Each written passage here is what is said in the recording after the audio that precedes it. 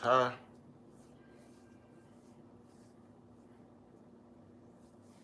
All right, let's try this again. Salute, salute, salute to the eternal, indigenous, spiritual, most high, y'all.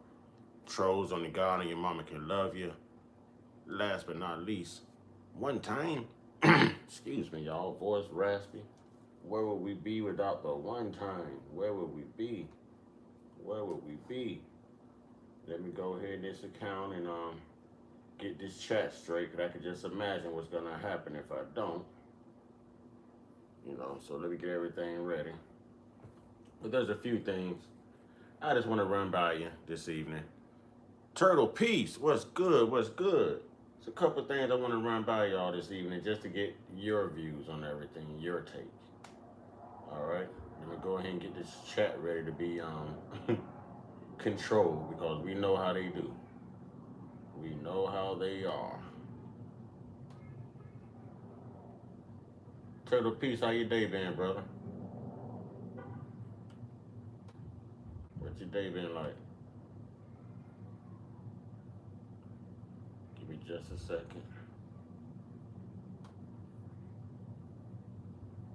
All right, we got La La one time. Yeah. Turtle Peace says they all good. La La, how your day been? How was your day, Miss La La?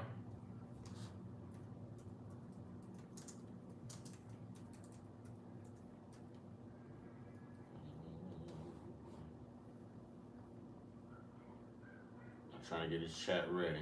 But anyways, let's jump into some things. I'll handle this as it goes. It's not like I don't have it pulled up, you know. Wonky temperature started at 32 this morning. Now it's 89. Dang, that's crazy, man. That's bipolar weather for real. Good. All right. It went too fast. Oh, you must be at work or headed to work. You must be at work or headed to work. All right, ladies and gentlemen, can we work on that like button? Can we please work on the like button? Like button looking lonely, y'all. It's looking lonely. The like button is looking lonely. I'll go back and tag this up later. I'm more concerned with the comments. So they come in here with it. Okay, y'all think I need to shut the comments down? First day off in 10 days. Man, I know that's well needed. Do y'all think I need to control the comments or let them come on in? How y'all feel tonight? How y'all feel? Y'all moderators need some entertainment? Y'all want to kick people out or y'all want to keep it peaceful between us? How y'all want it? I'll let y'all decide tonight. How do y'all want it, moderators? Oh, that's my first like. Ooh. All these moderators in here, that's the first like. Oh my God. Oh my God. Y'all think I should leave the comments on, let everybody come in? Or let them in? Alright. Alright. I'm with it. Hey, let's do it. Alright. So for the first line of business, y'all know when they speak up and they start telling the truth and they're being accountable, we gotta listen. All right. We may have to fact check them a little bit, but hell, at least they're taking the opportunity, you know what I'm saying, to try to do right and right their wrongs. And y'all know who I'm talking about. So this is Adam Conover off of YouTube. I don't think I'm gonna subscribe. I'm gonna be honest, you know what I mean? If I like his, I don't know. I'm gonna go ahead and subscribe out of respect. No, nah, I'm not. I like the video, but I'm not gonna subscribe. So I like the video at least. All right. How white people benefit from racism with Tracy McMillan, 257. This ought to be good, y'all. This ought to be good.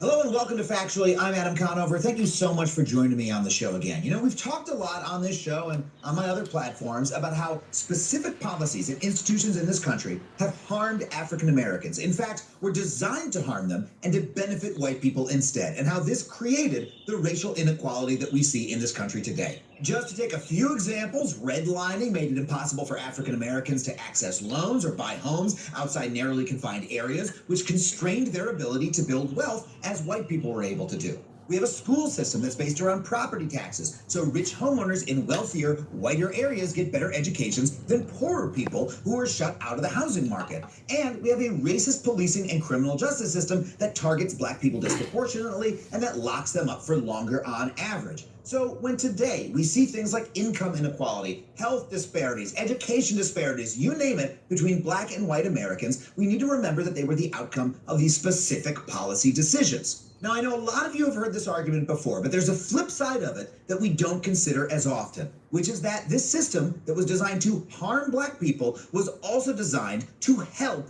white people. White people benefit from Hey, hold on. Hold on.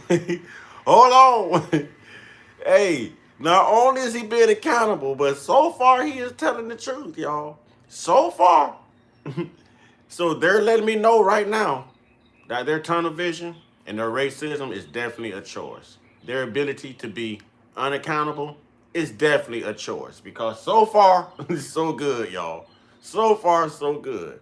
Let's see where we go with this, man. How y'all feeling about them so far? Okay. Turtle P says, I'm torn between I told you so and you blithering idiots, we told you so. What's up, Sean? Sean said, I hit the like button. I'm glad you made it back home safely. Thank you, brother. Thank you, brother. Thank you, brother.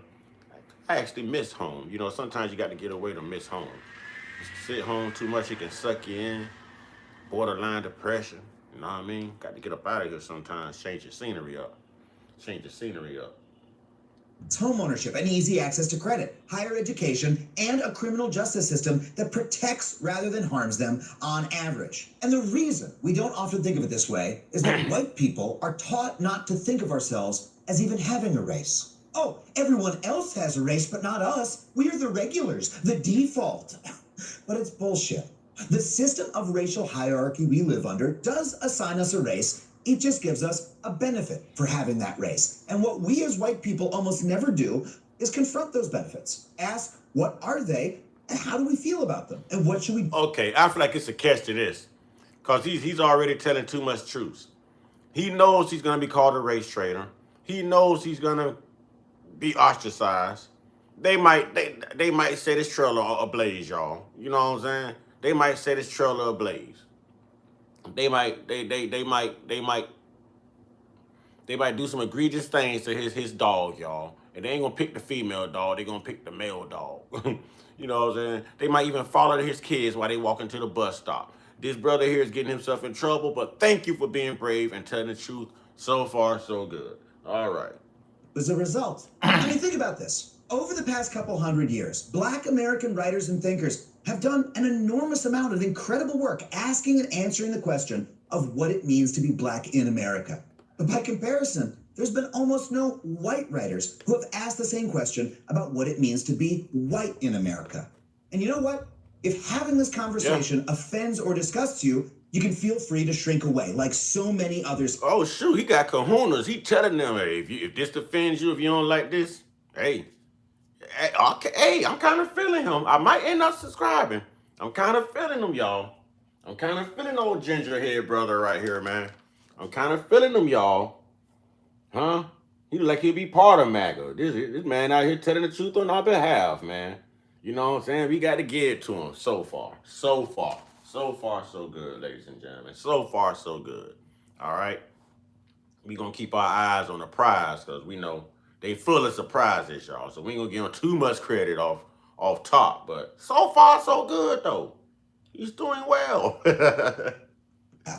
But guess what? That is not what we're going to do. We are not going to take that cowardly approach on this show. Instead, we are going to ask what it means to be white and what we should think about it as a result. And today, we have an author who has written an incredible book on this very topic to talk with us about it. But before we get into it, I just want to remind you that if you want to support this show, you can do so on Patreon. Go to patreon.com/Adam Conover. $5 a month gets you every one of these conversations ad-free. We have a community book club, a lot of... That's probably why he don't mind telling the truth. He knows he's already ostracized because of the color of his hair. Oh, the ginger red head, yeah. No, I feel your turtle piece, but that's probably why. the great perks as well. And if you want to come see me do stand-up comedy, head to adamconover.net for my tickets and tour dates. I'm coming soon to... Oh, that's why he don't give a damn. He's a comedian. Okay, makes sense now. Y'all know comedians don't give a damn. It makes sense now. Okay, I think I'm going to subscribe to this brother. Let's go.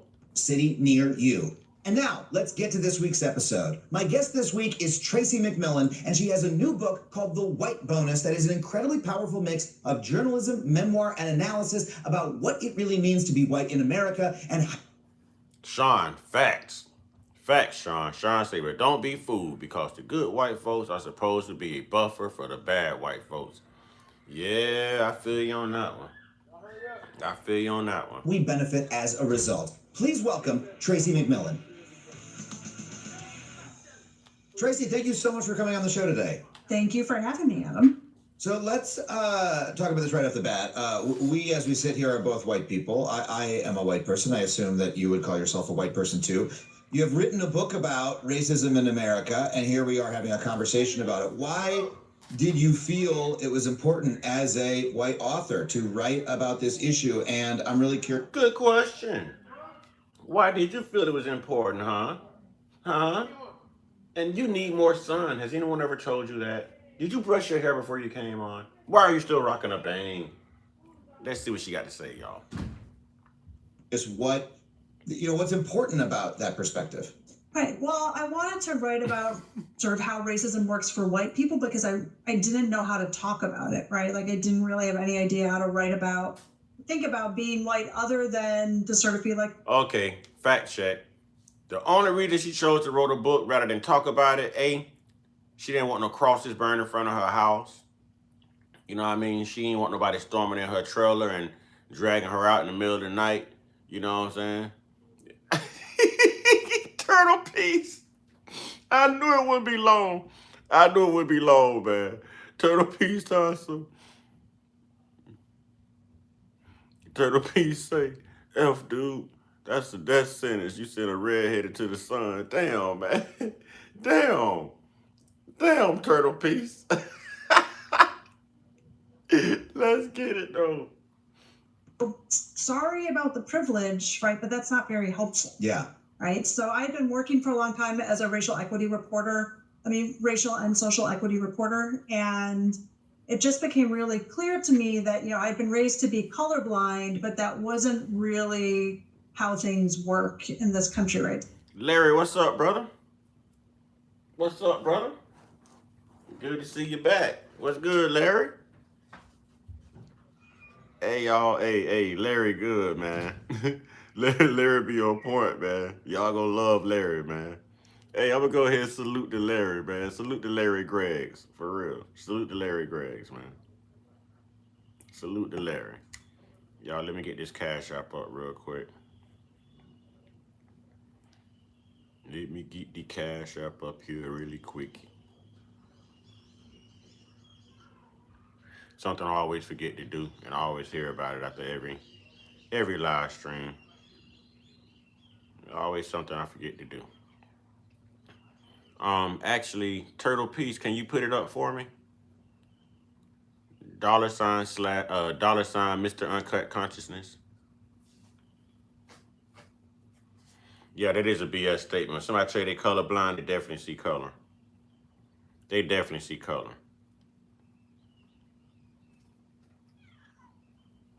You better get your butt off my window, stray cat.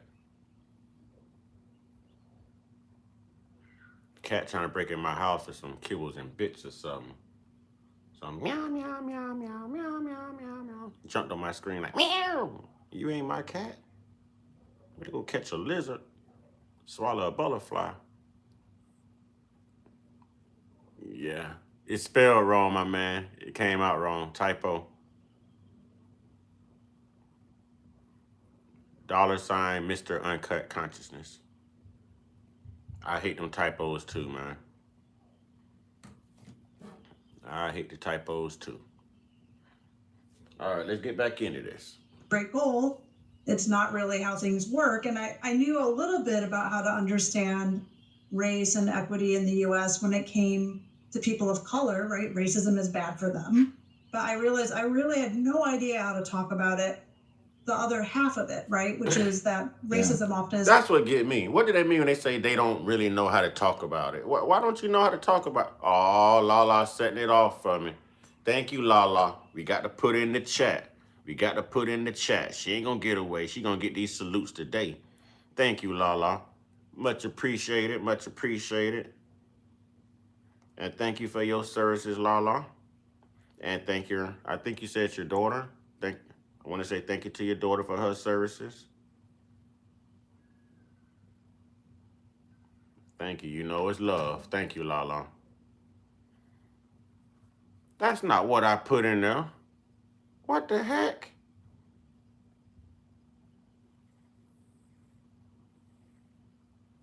I put salute Lala and it came out some kind of healthcare thing, man. That's crazy. Yeah, you got it. Okay. Thank you, Turtle Piece. I'm going to go ahead and pin that. That's probably what it is. Good catch, Sean. Good catch, Sean. She probably does feel embarrassed about her people's history. Good catch, Sean. I didn't even think about that. That's a good catch right there. That's a good catch. All right, let's get into it. Gives advantages to white folks. And it's part of the conversation we almost never have. I mean, even white Americans who are sympathetic to the issue of racism are aware of it, you know, as oh my God, that's so terrible, how black people are treated, da-da-da. You know, they read the right books, they watch the right movies. You know, Michael Keaton knocks down the sign off the wall, or was it Kevin Costner? Who was it in Hidden Figures? He knocks off the bathroom sign. Do you remember this? Right, This it's is Kevin Costner, right? It's Kevin Costner. Fine. That's a. Oh, and let me say this. We know about Chuck Norris, okay?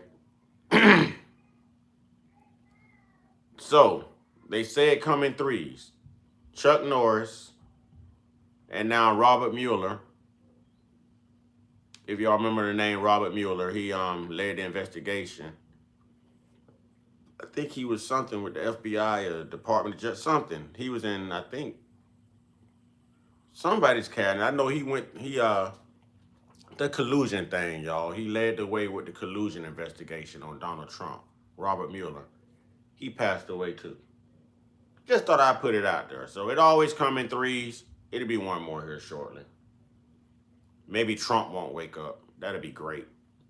Big moment, right? He pulls down the sign. Oh, he fixed racism forever. Oh my God, I found out racism exists. Money, Let me fix Mike. that for you. Bang, knock the sign down. We did it. Hooray! That's so many white people's experience of what racism is in America. But even folks who are maximally thoughtful about it almost never think about. There it is.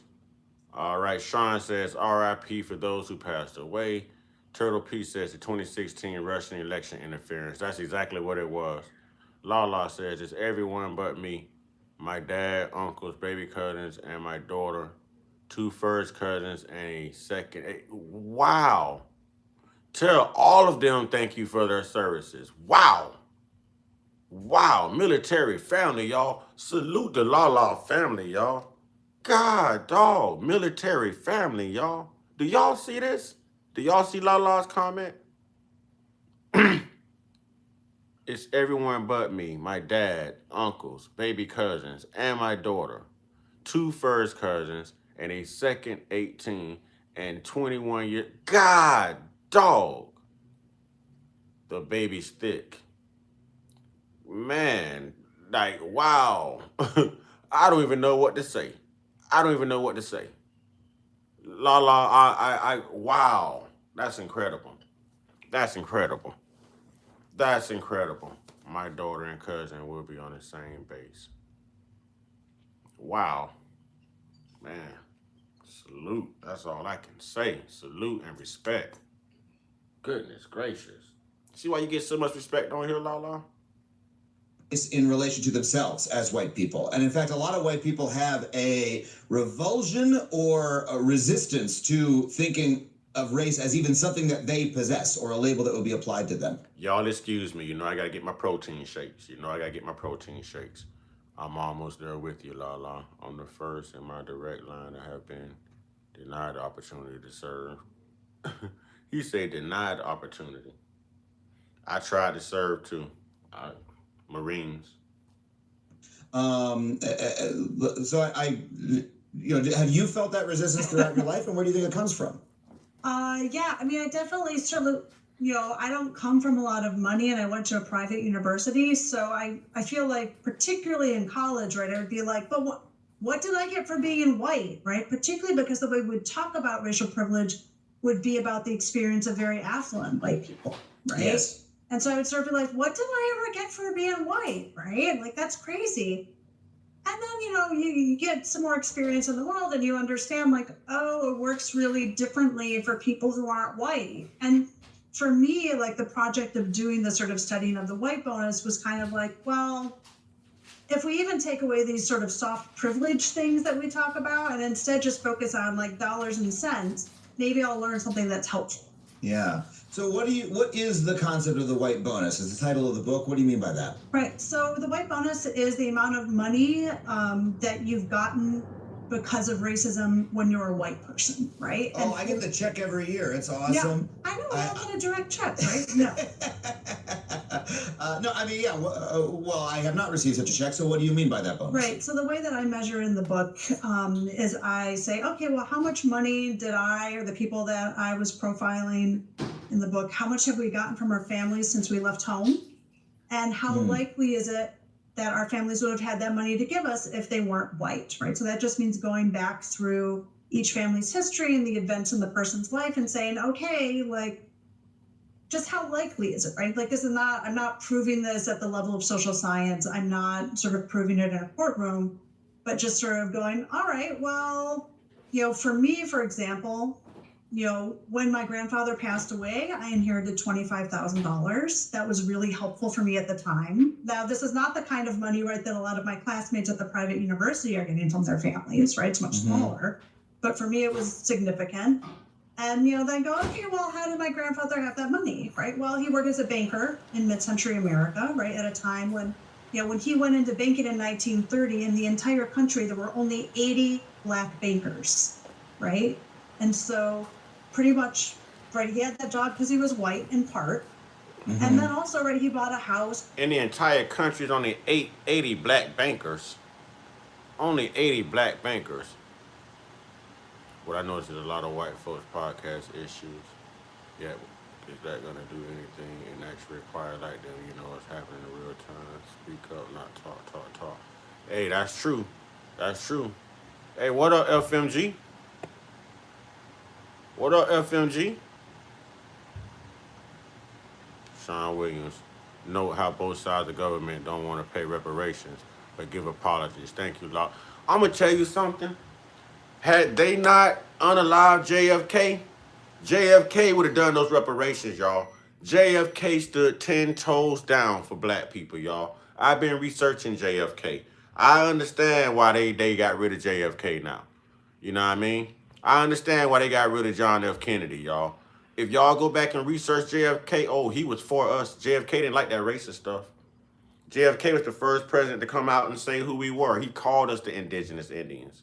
Yeah. JFK was that guy.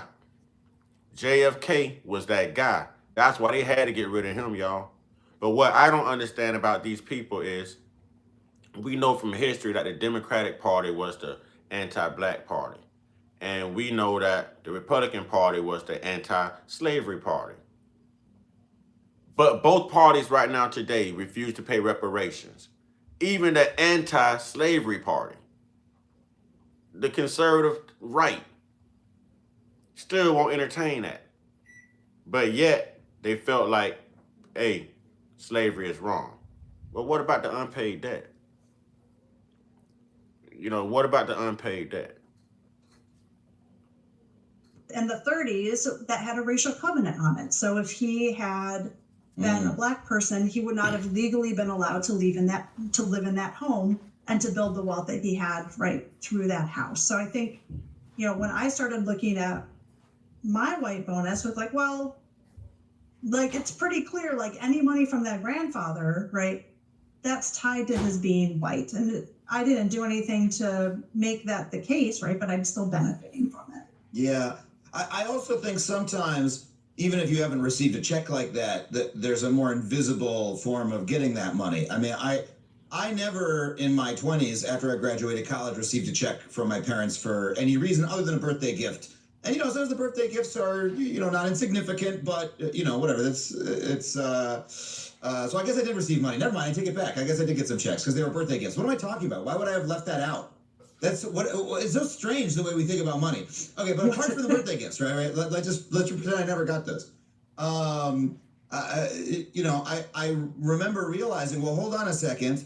I went to college. I have no debts, right? My parents are able to provide that for me. And also, I know that if something were to go wrong, I would have my folks to fall back on. You know, early in my 20s, I decided I was going to quit my job as a web developer and do comedy full time.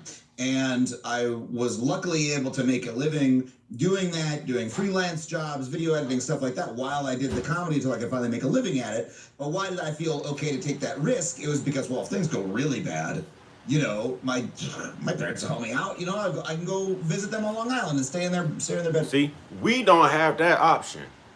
We don't have that option. He's basically saying that he was able to step out and take that leap of faith to be an actor, stop working, follow his dreams, and if it doesn't work out for him, then he's always got his parents to fall back on. Well, you know, because they have land, they have generational wealth, they have resources. We can't say that. We can't say that. We cannot say that. And just because some of us may be doing good today, don't mean we were doing good coming up. No red lines from the banks, no highway acts though they're through their community, no police harassment. Exactly. Barbecue, beef, ribs, cabbage, cornbread, and baked mac and cheese. Time to eat. Goodness gracious, FMG. Whew. Goodness gracious, my man. Boy, you're gonna be full till Thursday. You're gonna be full till Thursday, my man. But yeah, they don't have to deal with these things, and that's why it's essentially easy for them. And they know it. They know it. It's just they don't want to highlight it because they don't want to take away their own benefits by highlighting racial disparities. You know, it's like being able to rob a bank and keep the cash even though you got to do time. You know, it's the same thing. Or whatever it was, right? And I had friends who, in comedy, who genuinely didn't have that cushion. I had people around me who came from immigrant families who didn't have that sort of resources. See, now he's addressing the wealth gap right now, but none of them will own up to the wealth gap. None of them will own up to it. They'll be like, oh, my parents didn't have this. Oh, I had to work for everything I got. Go back 3-4 generations in your family, you will find a slave owner. You will find a slave owner and a lying grandma that told y'all were Indian or Native American. You're going to find it. 3 or 4 generations back in your family, you will find it. And I'm not talking to the black folks. So they're okay living off the generational wealth. They're okay having land that don't really belong to them, but they're never okay telling the truth, which is why I had to highlight this guy. Because at least he's taking an opportunity to be good folks and address it. But I like the fact that he's not leaving anything out. He's addressing the wealth gap. He's addressing everything. But I hear him trying to dress up the fact that, you know, I hear him trying to dress up the fact that he still struggled. He still tried to make it seem like he came from nothing, but his parents had everything. Same difference. Same difference. You know what I'm saying? Same difference.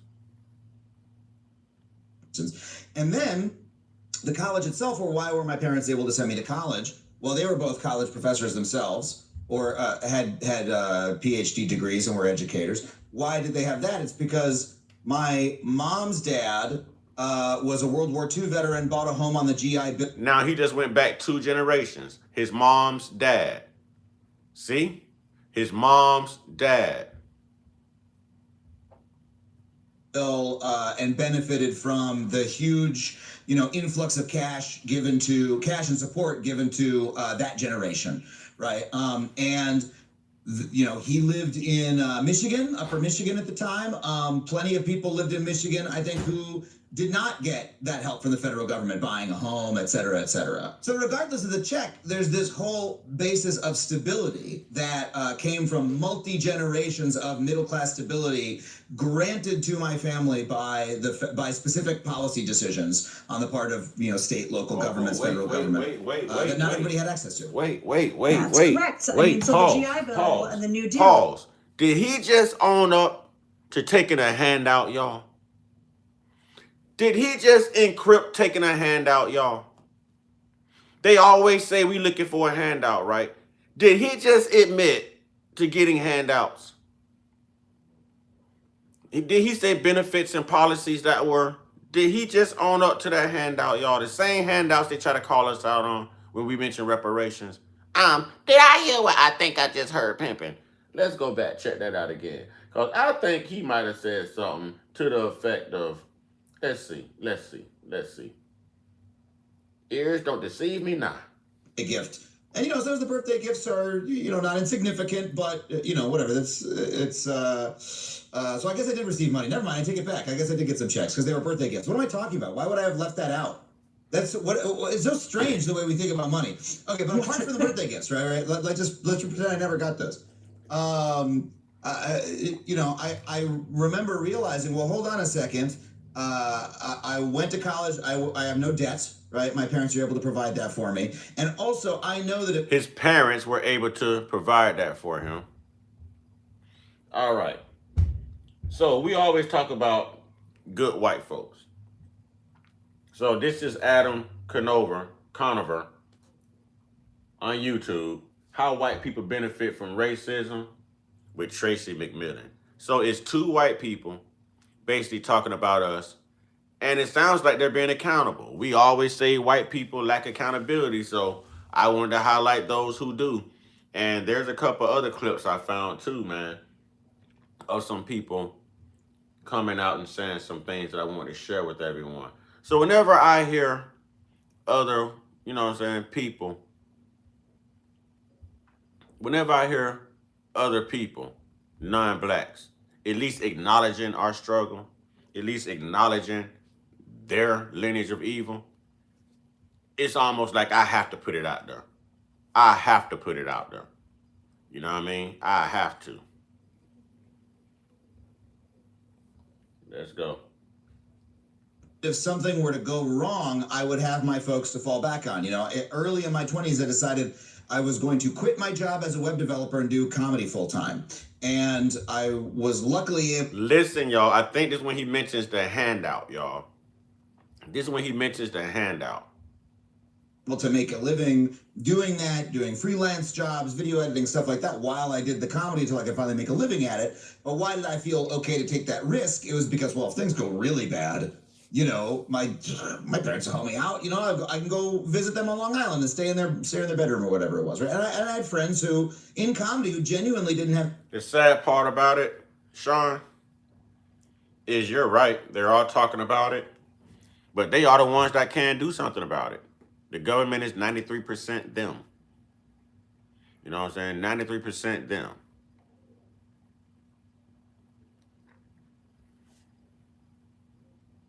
That cushion. I were people around me who came from immigrant families who didn't have that sort of resources, for instance. And then the college itself, or why were my parents able to send me to college? Well, they were both college professors themselves, or had PhD degrees and were educators. Why did they have that? It's because my mom's dad was a World War II veteran, bought a home on the GI Bill, and benefited from the huge, influx of cash and support given to that generation. Reparations, Vietnam War, reparations. He's just not saying it. That same handout. Oh no, reparations for the Vietnam War. Let's call it what it is. But when we mention reparations, it's a handout. But he's coding it so that we don't recognize it as a handout, y'all. But I wonder, his dad fought in Vietnam. So that means that his dad was owed something for his services, right? He was owed something for his services. And they rendered it to him. And he said most people in his community didn't get it. Some of those people were black. I had an uncle who also fought in Vietnam. My uncle didn't get sugar, honey, iced tea. And my uncle went in at 16 years old. May he rest in peace. But went in at 16 years old. You know what I mean? So my uncle didn't get jack. Rest in peace to my uncle, Clarence Robert Welch. You know what I mean? Didn't get jack. So just by me hearing him say this, y'all, it was different. It was different when you were black. Lala, did your dad get any type of reparations or any cash assistance, anything?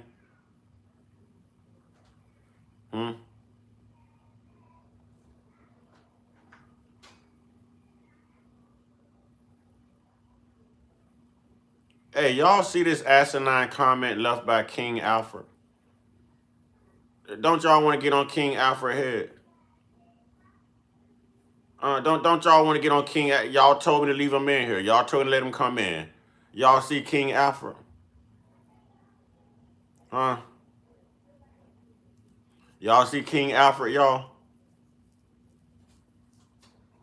Oh, I'm waiting on the tribe to get him. I'm waiting on the tribe to read it and get him.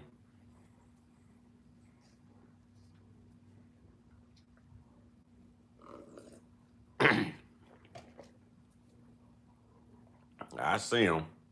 I'm waiting on the tribe to check him. I dare him to comment again. I dare him to comment again. Something big is jumping off because they are Epstein Cedar survivors now. After 66 years. Yeah, they're trying to cover something up. They're trying to cover something up. You know what I'm saying? They're trying to cover something up. He just got 100% last year. They claim they lost his records of service, but he used the VA and had a surgery. Ah, so he found a way. Yeah, he found a way. Oh, we hear Alfred. We hear him. We see him. We see him. But he gonna get this work today. He gonna get this work today. We see him. Right. He lived in Michigan, Upper Michigan at the time. Plenty of people lived in Michigan, I think, who did not get that help from the federal government, buying a home, et cetera, et cetera. So regardless of the check, there's this whole basis of stability that came from multi-generations of middle-class stability granted to my family by specific policy decisions on the part of... He was about to say by the federal government. Then he changed it and said specific policy. Watch. It's funny. They changed their lingo up. But if we talk about them or we talk about us, then it's a handout, or you're begging for something, or get a job, you know. King, I believe you're trolling because you don't really believe that bullshit you saying. You didn't build nothing. You can't stay in the sun that long. You came here by boat. We were already here when you got here. You ain't did a darn thing but run your mouth and get sunburned. That's all you did. That's all you did. Pass on diseases, grape little children. You know what I'm saying? That's all you do right now. I know your name is in them Epstein files. It's probably redacted, so you safe right now, and that's why you in here. But I know you in there. I know you in there. Able to provide that for me. And also, I know that if something were to go wrong, I would have my folks to fall back on. You know, early in my 20s, I decided I was going to quit my job as a web developer and do comedy full time.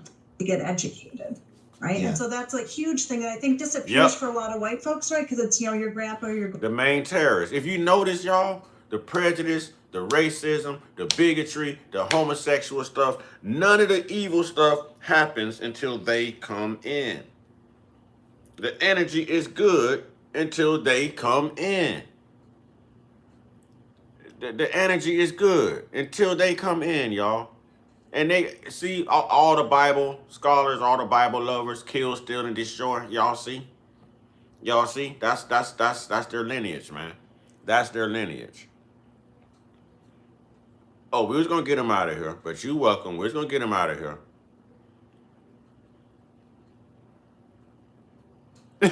Lala say You built the world, but had to be taught how to wash your ass. Make it make sense. Money might say, let's show some love and hit that like button. It's free. It'll be nice. It'll be nice. It'll be nice. I appreciate that, Money Mike. All right. FMG says, Lala, when you were in the military, did foreigners ever tell you this isn't your fight? Great grandpa. But it really has a different effect depending on your race. Yeah, what you're talking about is intergenerational wealth, is it not? I mean, we often think of wealth as being what Bill Gates has or Elon Musk has, but we're talking about resources that families are able to grow and pass down over time. There we go. There we go. That's it, y'all. He nailed it. He nailed it. He nailed it. He nailed it. That's the difference between generational wealth. That's why it's called generational wealth. Most melanated families pass down trauma. We pass down survival. We pass down pain. We pass down affliction. We pass down survival. Not too often can we pass down generational wealth because we were always robbed of that by the same cultural people who's speaking right now.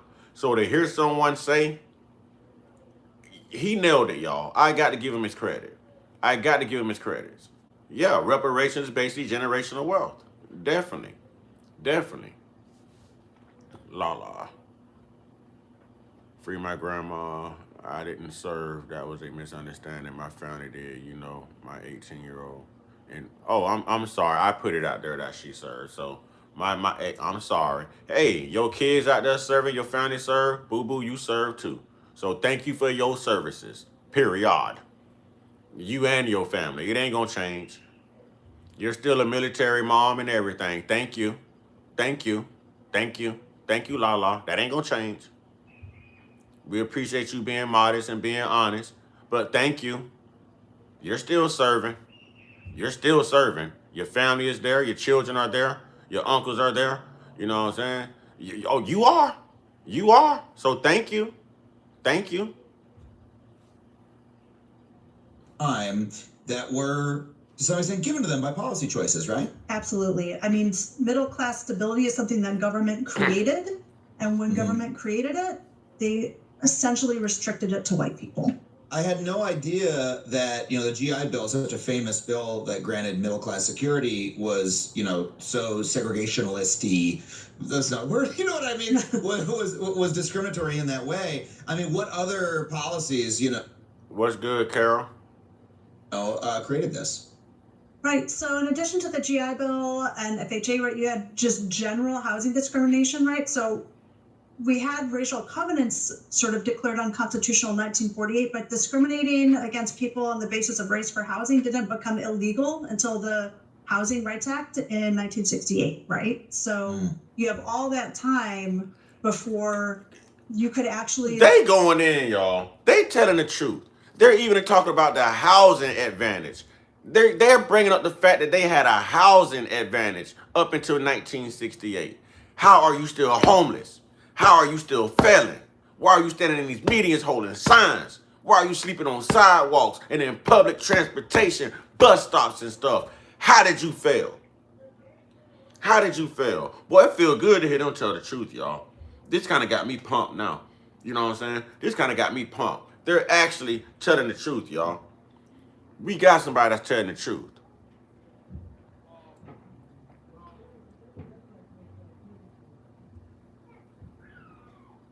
Like, as a black person, go in and be like, no, you can't actually tell me I can't live here because of my race, right? So all those generations, all those decades of building wealth and stability, right, get left out. And so that's really important. Higher education, right, also hugely important, particularly because you had so much segregation in it early on when it was affordable. So I think this is something really important. And Heather McGhee touches on it somewhat in her book, Some of Us. All right, Sean. But, with the GI Bill, most of the people getting to go to college, it was covered, right? It was just free. Yeah. You could just go to college because you had the GI Bill. When you get to the boomer generation going through college, then it's a little more expensive. Like, you might need a part-time job over the summer to cover some of the tuition, right? But the states are still chipping in a lot of money for it, right? And at the time, right, only a few more people of color are at university, right? So GI Bill, it's almost only white people outside of HBCUs, right, that are in universities. Then you have the boomer generation, the little bit less white, still pretty affordable. You get to my FMG is trolling Lala right now. FMG is trolling the troll, y'all. Thank you. I appreciate that, y'all. Let's put Patriot. Let's put Patriot in the chat, y'all. This is interesting. FMG feeling good tonight. He eating good. FMG taking shots at the Lady 50 Cent, y'all. He taking shots at Lady 50, y'all. This ought to get good. Hey, hey. So FMG is telling Lala, I bet you would bust a grape. Lala say, I shit soldiers, my boy. This gonna get good. Go ahead, FMG. Go ahead. Make it a good night, man. I ain't even mad at y'all, man. Let's go. I love this chat, boy. Y'all be having me cracking up over here, boy. generation Gen X. Now you kind of got to work full time during the summer and half time during the school year to get through. But you'll probably have some debt when you get out, right? And so that's as like the amount of people of color coming into the educational population, right, is increasing. And now I do not like that term, people of color. So what are we supposed to call them? People of no color? Clear people? Transparent people? Invisible people? What are we supposed to call them? Huh? What are we supposed to call them? Lamination paper? What are we supposed to call them?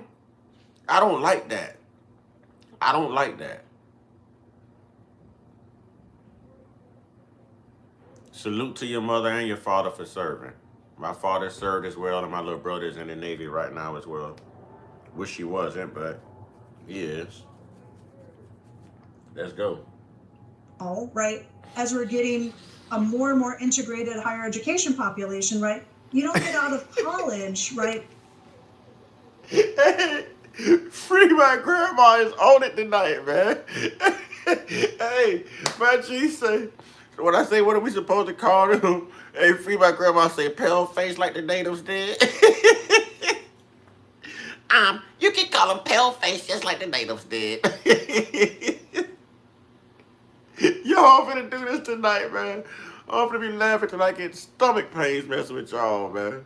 You know what I'm saying? Oh, appreciate it, Patriot. Thank you so much. Thank you. Oh, Without man. mortgaging your future, unless your Yeah. family can pay for it. I right? was lucky that I had Yes. no debt. I consider that to be like a great gift that I had. Whereas Yeah. 70 years ago, everyone going to college was like, yeah, who has debt? I mean, like we all went for free, right? Or at least the Right. vast majority did. I never even thought until you point. We're gonna come up with nicknames now. The Ghostface Tribe. The Vampire Squad. Y'all get creative in the chat. Y'all gonna have people thinking we racist. No capping, Lala, you over there smiling. Free my grandma. Stop. Lala's laughing and looking. She's sitting back waiting, boy. Y'all know what 50 do. She's sitting back waiting. 50 waiting on T.I. to come in here. Pointed this out of combining these two trends. That, in the 50s, higher education was whites only. Like, if black people were going to the college, it was either a special institution that was founded specifically for them. Y'all still running with these nicknames. Hey, what is it? Is it Nania? Nanaya. Nania? I'm gonna call you Nani. Nana. That's probably you probably get called Nana. I got a daughter I call Nana. I'm gonna call you Nana. She say they started it. Patriots say the invisible ones. Oh man. People come in if you want your dumbass comments read, send a super chat or a cash app. All right. You gonna pay for my brain cells with your asinine questions. You gonna pay for my brain cells. for that purpose, of which there were only a handful, or they were escorted by the National fucking Guard, right? In order to cross the gates of that university. To now, we have a much better, admissions is far more race blind than it used to be, and people of all races go to colleges to not a perfect extent, but obviously it happens now. It didn't before. To combine that trend with... Let's address this, FBA. Let's address this. Maybe we'll move into the next phase after this too. I already got bored listening to these guys talk, but thank you for telling the truth. They just didn't get as deep as I thought they would. But let's address something real quick, because I'm hearing lots of people talk about this FBA thing and hang out with the Pan-Africanism and all of that, right? You should get life insurance, because you never know. My dad has never been in better shape. So let's do it like this. What Umar and the Pan-African movement stands for is asinine, and it's something different from the foundational Black Americans. It's something different from our movement. And that's why we're delineating, because we owe Africa nothing. We're not African, never been to Africa, but if it's true what they say about slavery, then Africa owes reparations as well. So Europeans, Africans, and God in that Bible owe reparations because they all condoned it. They was all in on it together.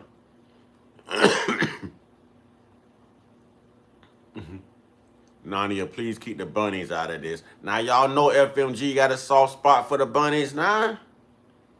Y'all know he got a soft spot for the Kardashians now. Y'all can't do that now. Y'all gonna set FMG off now. He love his Kardashians.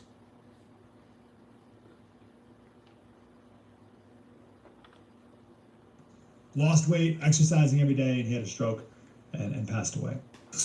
All right, peace and blessings, all praises due to the Most High. A person from California sent me this story about him. Y'all listen to this. Somebody just had to come in here with it. Somebody had to come in here with it. Somebody had to come in here with it. Man, watch this. FMG, you would turn the Kardashians down? Any one of the Kardashian girls, FMG. Would you turn down any one of them Kardashian? Watch this. He ain't scared to tell you. Watch this. FMG. If you could have any one of them Kardashian girls, would you? Just name which one you would go for. FMG is who he say he is. That's why I respect him. I understand about 10% of what y'all are talking about. Even to be like me. Hey, he put Chloe. I told y'all. Hey, my man stand 10 toes down. That's why I respect him. My man stand 10 toes down. All right, y'all. This is Richard Taylor. Taylor House Publishing. Now we're going to get into some real stuff, y'all. Entire California. Did I say entire? The entire California Police Department caught in racist text group admitting to violence against Black folks. Who lives in California? Put a 1 in the chat. Put a C in the chat if you stay in Cali.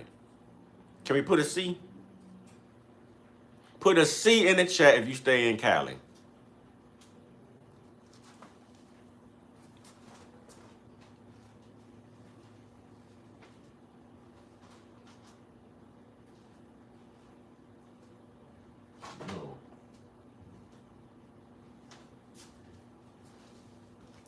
Put a C in the chat if you stay in Cali. Because if you stay in Cali, you might want to move now. All right, no Cali here? Good. Y'all check this out. An entire police department, about 45 police officers who were caught in a racial text thread, talking about how they treated Black people, how Black people were monkeys, lived in zoos, just all types of stuff you're going to see. Text. Mind you, not too long ago, we heard this out of the conservative party, y'all, the young conservative party. And we heard this down in Miami out of their legislature. So they're getting bold with this. But watch this. This is verbatim. But first, let me play you this video, which gives you some details about the incident and how entire the police department was full of racist individuals who never needed to be police in the first place. is growing. Tonight, we're learning nearly half of Antioch's police department is involved in the racist and homophobic text chains that have rocked the community. And the fallout is now escalating, with the Contra Costa County Public Defender's Office demanding the district attorney drop every single pending case brought by Antioch police. NBC Bears Stephanie Magallon joins us in the newsroom with the latest. Jess, the situation is escalating. When we first learned about the FBI investigation, we knew at least 17 officers were involved. That number rose to 24, and now 45 officers, according to the County Public Defender's Office, and all of their cases are now in question. With every new racist text unearthed, an officer identified, the fear and outrage grows. It frightens the community to know that the people that are charged with protecting them, the people who are funded by their tax dollars, feel a certain way about them, are joking about committing violence against them. In a new letter to the Contra Costa County District Attorney, Public Defender Ellen McDonald reveals there's now at least 45 Antioch officers on text chains they call racist, homophobic, and violent against Black people. McDonald also 45, y'all. 45 police, y'all. 45. At least 45 APD officers were on a text chain disclosed thus far. At least 16 of the 45 officers are in leadership roles at APD as detectives, sergeants, lieutenants, showing they endorse and share in these views, y'all. Come on, man. These are slave chasers, man. Slave catchers. Y'all know the badges didn't change. Y'all know the badges didn't change. You know what I'm saying? Down FMG going out. FMG. Well, you feeling good tonight? You done ate good? You going out to La? All right. FMG says, shake my damn head. La, the great state of Texas, babe. That's where she from. FMG say, they say everybody fat in Texas. I mean, everything big in Texas. Money might say, sounds like domestic terrorists to me. Yeah, this does sound like domestic terrorists. This does sound like domestic terrorism. But I told you, they control all corners of the government, y'all. You know what I mean? So that's why, man, listen. If they think for a minute that these favors want to be returned to them for what they did to us, they are a damn lie. I would definitely return the energy. Firms, at least 16 of those officers are in leadership roles. The number of officers involved is so deeply concerning. It raises questions about how this went on for so long, who was complicit, what was the impact on all of, not just the cases, but the people who called for help. Tonight, the Council on American Islamic Relations, San Francisco Bay Area, condemned the recent revelations. Its executive director says she's afraid of reading the messages and the effect they would have on her. Messages like these, exchanged during a stakeout for 4 murder suspects. Officer Eric Rumbaugh texted, so many Black people. Officer Jonathan Adams replied, bro, they all look the same. Rumbaugh responded, tell me about it. I feel like I'm at the zoo. There are people who are sitting behind bars based on the testimony of these officers who are now proven to be... These are police officers saying this stuff, man. But if we say anything online, they got everything to say. Think about that. If we say anything, they come in here disturbing the peace and they're calling us racist and we need to come together. Stop dividing the country. You're not helping. So these police are helping? These police are helping? Can y'all think about how many people they probably pew because they were Black, or locked up and stacked charges on because they were Black, racially profiled at a traffic stop because they was Black, choked out because they was Black, knelt on their neck because they was Black? I mean, this is what started the whole Michael Brown thing, Freddie Gray thing. I mean, this is it. This is it. These racist cops. These racist cops, y'all. These racist cops. Incredibly discredited. Racist bigots acting under the cover of law. She's not alone in questioning their cases. In the letter from McDonald, he requests the DA immediately dismiss all pending Philando public defender Castile. cases involving Antioch PD, release their incarcerated clients, and cease filing any APD-related cases. If anybody who attempted to do real harm to the community, gets an opportunity to have their case dropped, that's on the hands of these officers. Antioch Mayor Pro Tem says the latest reports have been shocking to read. They'll always ask us, what have you been through? Do they not hear about these stories? Does this not lead to mass incarceration? Railroading? Systemic racism?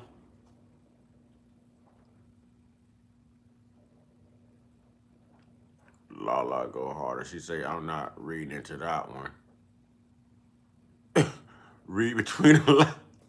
Hey, you made Lala tap out. You made Lala tap out. Uh-oh. Uh-oh. We might have to get the FMG. I think he done made Lala tap out. It's some smoke Lala don't want. She said, I'm not walking into that one. Read between the lines. Uh-oh. Uh-oh. Uh-oh. I think FMG done found her weak spot, y'all. He's exploring the fact that she's ladylike. She says she ain't gonna go there. She's ladylike. And is prepared to support a request from the mayor to bring a racial equity audit in the police department. That request will be heard Tuesday during a special city council meeting. I've been getting a lot of calls, and a lot of people would just like to see every officer name and everybody in.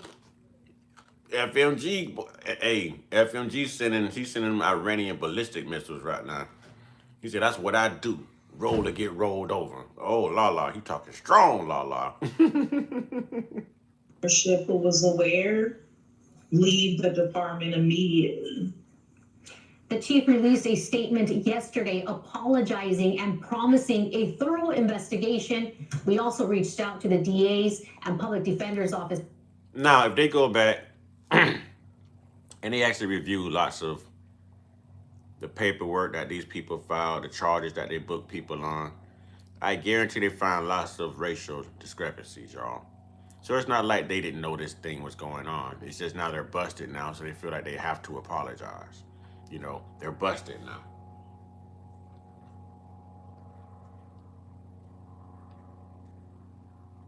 Wait a minute. What spring break videos? Lala. I think Lala striking back.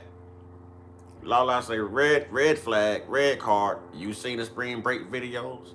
With the laughing emojis and the peeping eyes. Uh-oh, FMG. FMG. For comment, but it was after hours and we have not heard back yet. But based on the letter from the public defender's office, it looks. Hey, Lala said that's all she gonna say. She said that's all she got to say. She said that's all she got to say. Wait, Lala, you talking about you for spring break? You talking your spring break pictures? Or the spring break pictures from Texas? Like, what are we talking about here? Okay, see, I'm distracted. Y'all done distracted me now. What are we talking about here? This is the makings of a great conversation. What are we talking about here? Oh, Texas in general. Okay. I seen the Freaknik videos. I'm gonna say less louder. Y'all finna turn this into one of these conversations. Now y'all know I got the spirit of Jesus upon me now. I can't listen to this. I got virgin ears. I got the spirit of Jesus upon me. Y'all know I'm a Christian. I can't listen to this talk. Wait for it. Wait for it. Lala say Texas went viral this year. Y'all did? I got to check that out. When Texas admits that the greatest cowboys and cowgirls were Mexican and black, then it might be great. Oh, Turtle Peach striking there. Oh.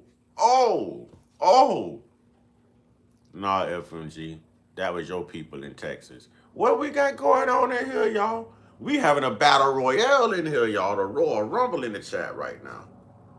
Royal Rumble, y'all. Lala holding her own, though. Lala's holding her own.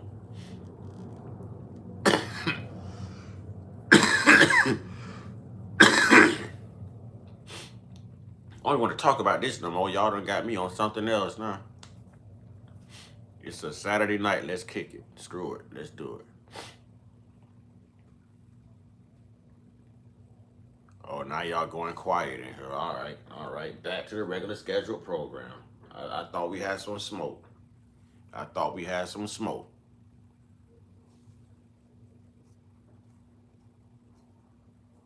And both entities will meet on Monday to discuss this issue. I'm Stephanie Marayo. Back to you. And so you see 45 officers, 16 of them were in leadership, embroiled in multiple text exchanges, violence against Black people, all sorts of debauchery, almost an entire police department. Just take a look at some of these texts verbatim. From the district attorney's office, Officer Rambo texts APD Officer Adams, focused on twos too long for the wire.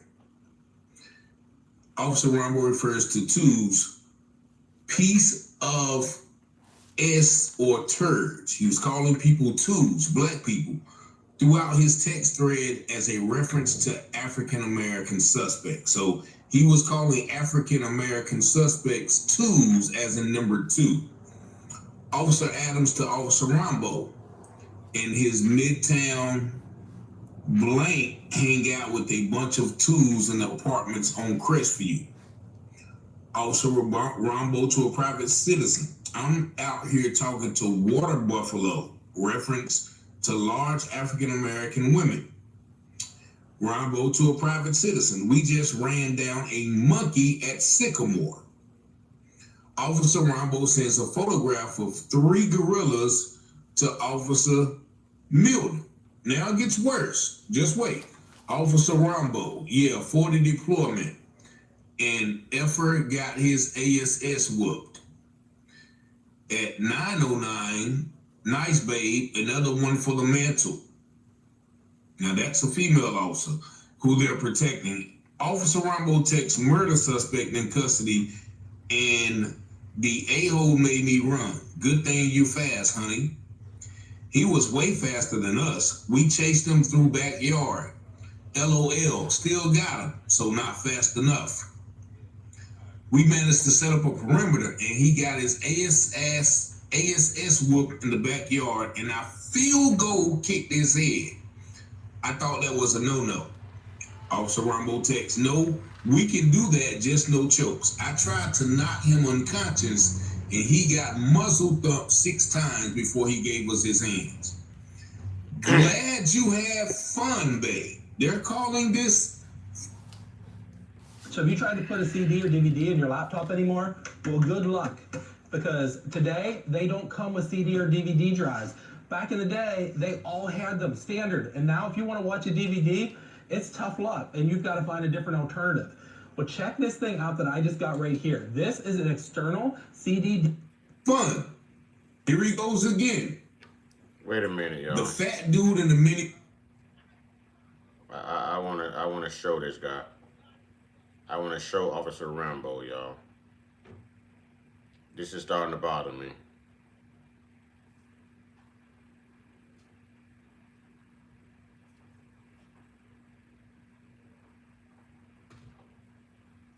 Up 6 times before he gave us his hands.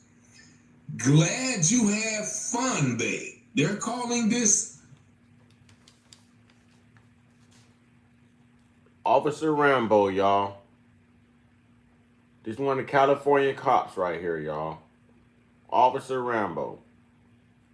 That's saying all this inhumane stuff about the Black people that they're encountering as so-called criminals in California, y'all. They're texting back and forth. They're texting this stuff to each other, y'all. Yeah, this is starting to bother me. They're texting this stuff to these people. See that badge he's wearing? Now look up a slave catcher's badge, a slave chaser. Look up a slave chaser's badge, y'all. See that badge? There's no difference. There's no difference.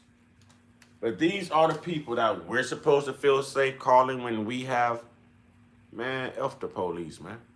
You know what I'm saying? Y'all saw my shirt I had on today, F911. That is my brand, F911. I don't know, man. Do y'all know how many of us done passed away, done died in transition? You know what I mean? Because of these racist bastards, man. And they're making games out of it.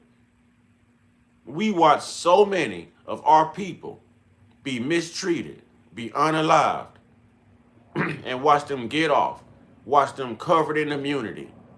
Watch them laugh about it as they free their own as well. The Daniel Pennies and the Kyle Rittenhouses and everyone else. And they're going to make jokes about this. Fun. Here he goes again. The fat dude in the minivan and the fat black BF, black female on the balcony belong to that apartment. I'll go grab the plate to the minivan. I pulled out into the Los Medanos lot. The fat F's were IFing me. So many black people. Bro, they all look the same. Tell me about it. And I feel like I'm at the zoo. Wow. They're getting high screen and swarming to it like Hennessy. Now, these are police officers. These are police officers, man. These are police officers, man. These are police officers. I bet you they got bodies. I bet you they got a high body count, y'all. I bet you.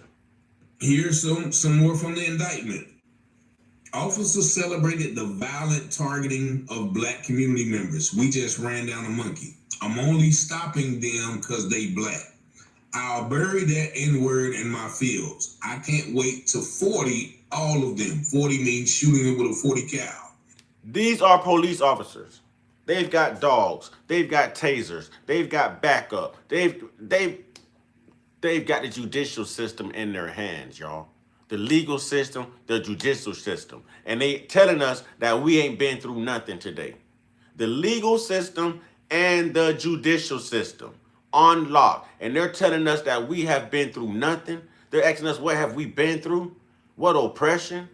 We're still damn slaves to y'all system that y'all asses should be locked up in for all the perverted pedo stuff that you do. People like this are wearing a badge and driving police cars and patrolling our neighborhoods around our children. But when we say Black Lives Matter, don't nobody listen. They'll come back with all lives matter. Well, if all lives matter, then why do you feel this way about these black lives? This is really getting to me, y'all. This is really getting to me, man. This is some BS right here. This is some BS. Furthermore, officers admitted to serious acts of lying and falsification. We'll just say he refused to comply. I sometimes just say people gave me a full confession when they didn't. Lying on suspects or black people. And there's way more than that. He said he would write up that such and such gave them a full confession, even though they didn't. Do you understand that they tell you anything you say or do can and will be used against you in the court of law? And you're going to fraudulently write up a fake confession to help. Do y'all understand that this is a dirty game, y'all? One of these training day ass cops, y'all. This is a dirty game. This is a dirty game. You know what I mean? I don't know why they hate us so much, man. I just think they're born evil. I think they're born racist. I think they're born prejudiced. I think they're born with some kind of offset to their mental anguish, their mental stability, man. I don't know. I don't know. I don't know. Maybe it's the lack of melanin that makes them sick-minded and sick in the head. I don't know, man. I wish I knew. But damn, like, that's a good question. Hey, go ahead. I'm with it. If you can explain it, explain it. I'm with it because everybody hate us, man. Oh, I know about the melanin. What's up, J-Dub? I know about the melanin, but this goes a little further than melanin.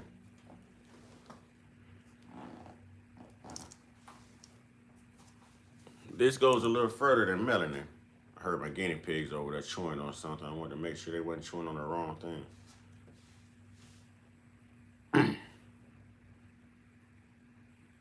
I can take any answers y'all wanna render at this time. Hey, I'm open to them. Cause this is crazy.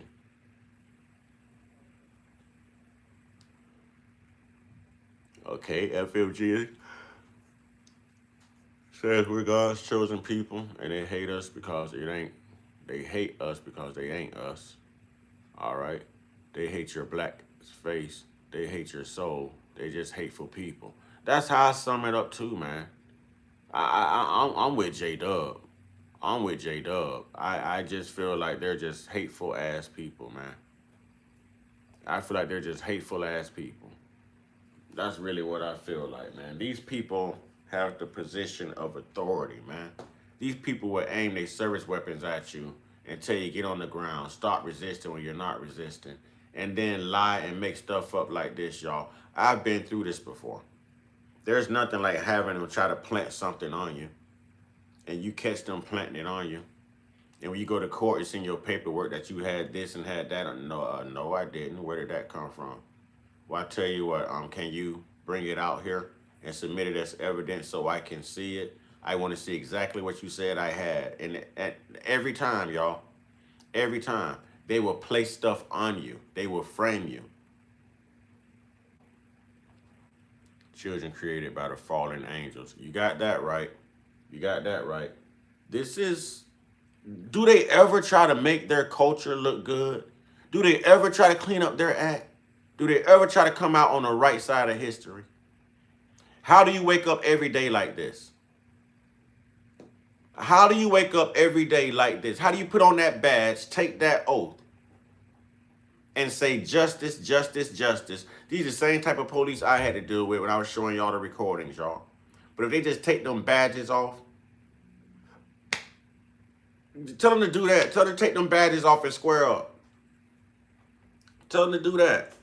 Tell them to do that. Take them badges off and square up. If that's how you feel, square up.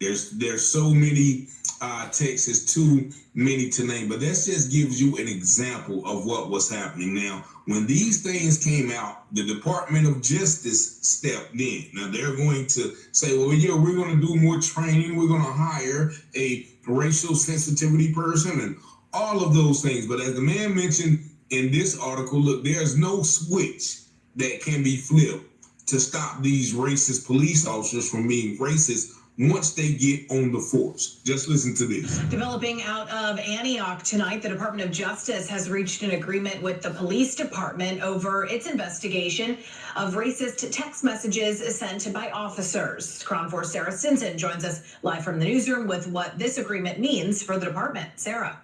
Well, there are two ways the Antioch Police Department is being held accountable. One is criminally, which includes the prosecution of officers involved, and the other is civilly, which involves this agreement between police and the Department of Justice. I spoke with a civil rights attorney who says there's still a lot more that needs to be done to gain the trust of the community. It's not like there was... You're never going to get the trust of the community. Black people never trust the police. It's on to the point where black people never ever trust white people. Let's just go ahead and put it out there. And I'm not even saying that to be racist. Because it goes back to what Muhammad Ali said about the 10,000 snakes. If there was 1,000 good snakes among them 10,000 poisonous snakes, I'm supposed to go through all 10,000 and find that good 1,000? Hell no. Hell no. All right, Lala says, we're able to produce all colors. We are not cursed by the sun. And technically speaking, we can kill in every day. Yeah, we do. Say that, sister, say that. Free My Grandma says a perpetual hate. Not only them, but only nations joined together with them to keep us oppressed.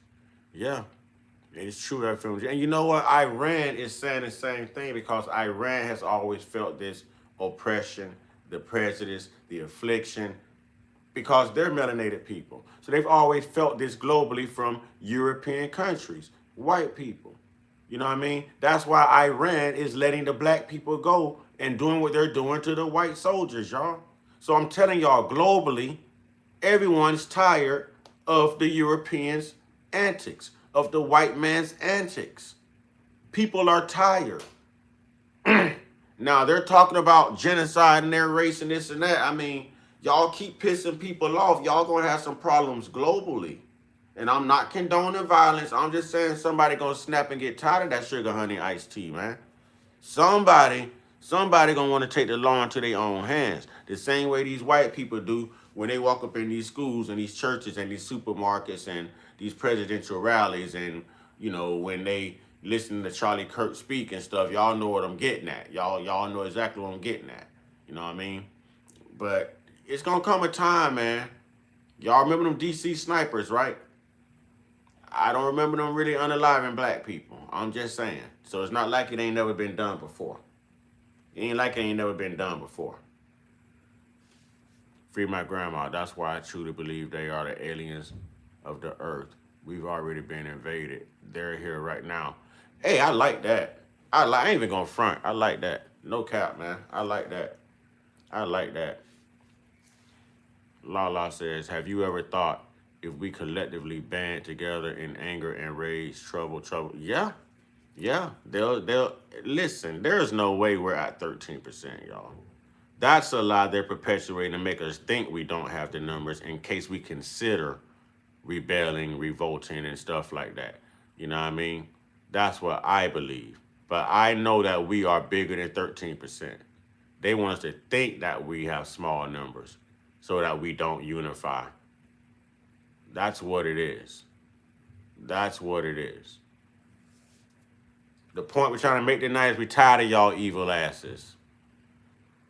We tired of y'all evil asses. Your name end with clan. You should have been the last one to ask that question.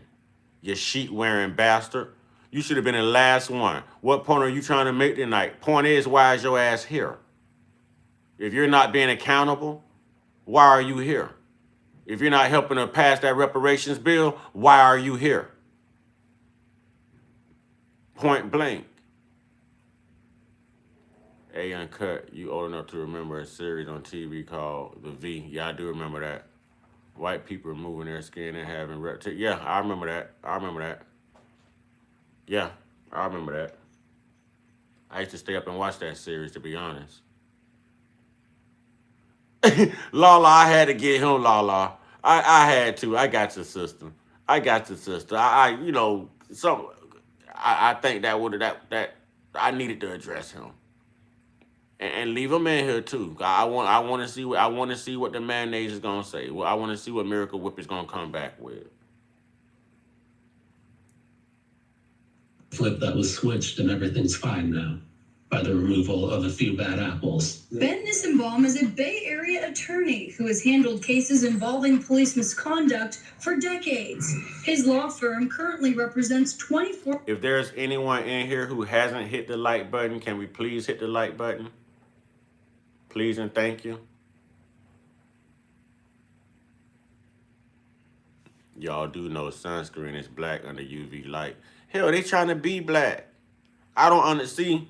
This is what I don't get, man. It's an oxymoron. You come from the very people you hate. Then you lay out on the beach and fry yourself like a pork patty to try to look like us. And then you put on sunscreen and cry because you're sunburnt, because you can't deflect the UV rays of the sun. Ain't nothing sensitive about me. Ain't nothing sensitive about me. You know what I'm saying? Ain't no one sensitive about nothing. And I ain't worried about now one of you clowns ever putting your hands on me. That'll be your last breath, homie. That'll be the last breath you take. But if you slap any black man, I guarantee that's the last breath you take. Don't kick him out of here. I want that clown to come back. Oh, y'all, he gonna open some entertainment up for y'all because he got my attention now. He got my attention. Oh, we know that type right there, y'all. Keyboard gangster. You walk up on him, he a whole bitch. We know how it go. We know how it goes. Right, his sensitive ass didn't like the answer. Right, he didn't like them convictions. Don't call somebody sensitive. Bastard, your skin sensitive. Stay out the sun. I guess y'all sensitive to seasoning too. Bland ass food. Y'all sensitive to justice too, huh? You all in the Epstein files. Keep your... I want to do it, y'all. It's been a long time since I had to turn it on. If I get enough of them in here, y'all know what I'm going to do. Y'all know what I'm going to do. Y'all know what I'm going to do. You don't ask no questions in here, Neanderthal. You knuckle dragger. You don't ask questions in here. You stay in your place, white boy. Stay in your place, huh? You get paused that way, homie. You get paused. You know what we mean by pause. You get dealt with. The black hands, the black feet, the black mob. You get it, you grease monkey. You get it, you pedo, you perv. You get it. Oh, if I want you out of here, I can get you out of here, bastard. If I want you out of here, Porky the Pig, I can get you out of here, Wilbur. Anytime I'm ready. Anytime I'm ready. You think you got some white power and some white privilege? Huh? Huh? Huh? Weekend out Bernie looking ass. You think you got some white privilege? Huh? We vampire slayers over here. Huh? Swine flu ass. Man, come on. Boy, man, listen. All right. All right. All right. Tribe, y'all have them. Roast the pig, tribe. Pig roast. Pulled pork for everybody. It's been a long time since I've been able to say that. Pulled pork for everybody, y'all. Huh? Y'all pork rind that boy. Pork rind that boy. He gonna take a whole beat down by himself. You should have never walked. Listen, you ain't want that beat down, you shouldn't have walked your white ass through the hood. Huh? We walked through y'all neighborhood, we suspicious people. You walk through our neighborhood, you gonna take that beat down verbally. You gonna take that. You gonna tell somebody you ain't going nowhere. We want you out of here, we can get you out of here. I don't care about your question. Your breath stink, don't talk. Huh? Your breath smell like your doggone son dick, homie. Your breath smells just like your son penis. Take it out your mouth. Stop talking with your mouth full.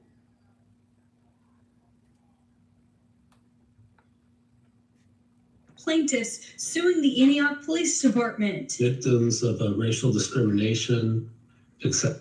The fool gave birth to you. They should have sold the fool coochie clothes when she was in labor with your racist ass. That's what she should have did. They should have sold your mama coochie clothes. And had she knew that you was going to grow up and try to grape her, she probably would have offed you. She probably would have did the Christian thing and sacrificed her firstborn child because you ain't none but a bitch anyways. You know what I'm saying? Ain't no back up and let's talk, homie. Ain't no back up and let's talk. Fuck around and find out, fool. Play stupid game, win stupid prize. We gonna realize we tired of y'all white demon asses. We ain't gonna realize that. Oh, we got that rage, homie. This ain't no goddamn game. This ain't no joke. Fuck you, homie. And fuck everything about you. We don't like you. Hell up out of here, man. We don't like you. Ain't no damn peace. Get some damn hands and feet put on his ass. To force. Some of this misconduct was spelled out in a series of text messages sent by officers in 2020 and 2021. Those messages came to light last year. Including admission. Matter of fact, if that albino mango monkey say anything else, since he already told us he ain't going nowhere, y'all get his vanilla ice ass up out of here. If he say anything else, take away his privilege, get his Marky Mark ass up out of here. Of horrendous acts of misconduct, like field goal kicking a person's head. In total, the Contra Costa County District Attorney's Office identified 17 officers who are being investigated. The Department of Justice. You know what? Your daddy should have pulled out and your mama should have swallowed. That's how that go. Your daddy should have pulled out and your mama should have swallowed. Stepped in and announced an agreement with Antioch Police Friday. It includes APD hiring an expert law enforcement consultant who will... This fool just sat here and listened to all this stuff about these 45 cops and everything, and then when it started this racist stuff, so what's your point? You didn't hear the point? You damn dummy? I told y'all people wake up like this, so when you find a white person that's gonna tell the truth, you gotta lift them up, y'all. Because we already know that lineage is evil as hell, unaccountable as, we already know. We already know.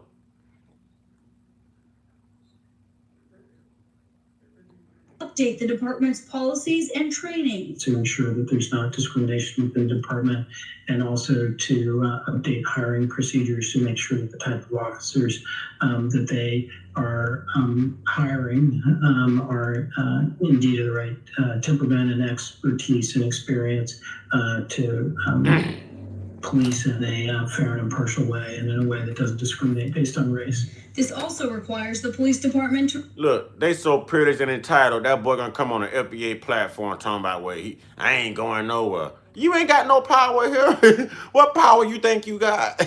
What entitlement, what privilege gonna help you over here? What black card got you through the door? You know what I'm saying? review how it collects and analyzes demographic data. There's a lot more to be done. It's a step in the right direction, but well. Okay, on to the next. So that dude done. We got the cook now.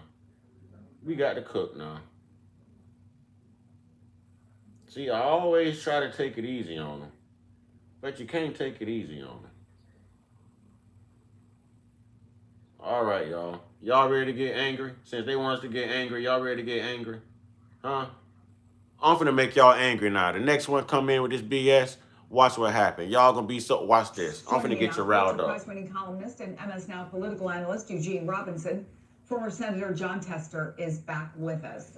Eugene, in a statement, a spokesperson for the Interior Department told the Washington Post, quote, "The Trump administration has been committed to celebrating and acknowledging the full breadth of our nation's history." Any thoughts on that as it relates to this statue? Well, number one, that statement is false, since the Trump administration has declared also that it is determined to. Joining me now, Pulitzer Prize-winning columnist and MS Now political analyst Eugene Robinson, former Senator John Tester is back with us. Eugene, in a statement, a spokesperson for the Interior Department told the Washington Post, quote, "The Trump administration has been committed to celebrating and acknowledging the full breadth of our nation's history." Any thoughts on that as it relates to this statue? Well, number one, that statement is false, since the Trump administration has declared also that it is determined to sanitize American history, to suppress the parts of American history that it believes makes people uncomfortable, which is a tremendous disservice to the country, really. The United States has a long and glorious history, and part of the glory of that history is the story of how ultimately slavery was abolished, how gradually, job is not complete, but gradually the promises of the Declaration of Independence, that all men are created equal, endowed by their Creator with unalienable rights to life, liberty, and the pursuit of happiness. The story of how that has gradually and painfully been expanded to include more and more Americans. And that's a wonderful story, arguably unique in the world, but it is not. But for some reason, the Trump administration seems to be ashamed of that. I wonder what you make of the fact, not just that they're taking a statue of a slave owner out of mothballs, right, but they're putting it in a park that's meant to honor the life and legacy of Martin Luther King Jr.? Yeah, that's in your face. That's a statement. The fact that they're doing this with that statue. This is a statue of a relatively, frankly, obscure figure who played a role in the American independence in 1776, but not a leading role. There is, look, it would be impossible to get rid of every monument to every slave owner who played a role in American history. Obviously, George Washington, Thomas Jefferson, these people who were fundamental to the founding of the nation were also slave owners. I believe there should be context about that. That should be explained to sort of balance the scales. But this figure, Mr. Rodney, again, he's not central to the story, and putting it in a park named after Dr. King is kind of a middle finger to a lot of Americans, to African Americans, but not just them. And that's why I give them the middle finger. You know what I'm saying? Yeah. That's why I give them the middle finger. So I'm about to go in, y'all. I'm about to go. It's about that time. So here we go. Let's tick them off, y'all. Let's tick them off. You know what I mean? Let's tick them off. Why not? Why not? Why not tick them off? Puerto Rico and the Virgin Islands, and now the President of the United States is Gavin Newsom.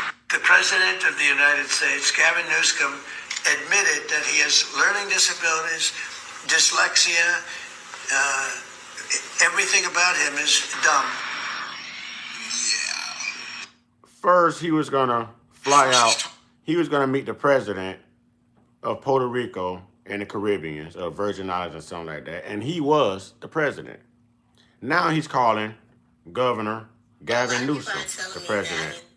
A lot of people are telling me that I need to read the Bible. How about we go through it together so y'all can help me understand? Okay, so page 1, chapter 1, let's go. In the beginning, on day 1, God said, let there be light. And he called the light day and the darkness night. And on days 2 and 3, God did some other stuff.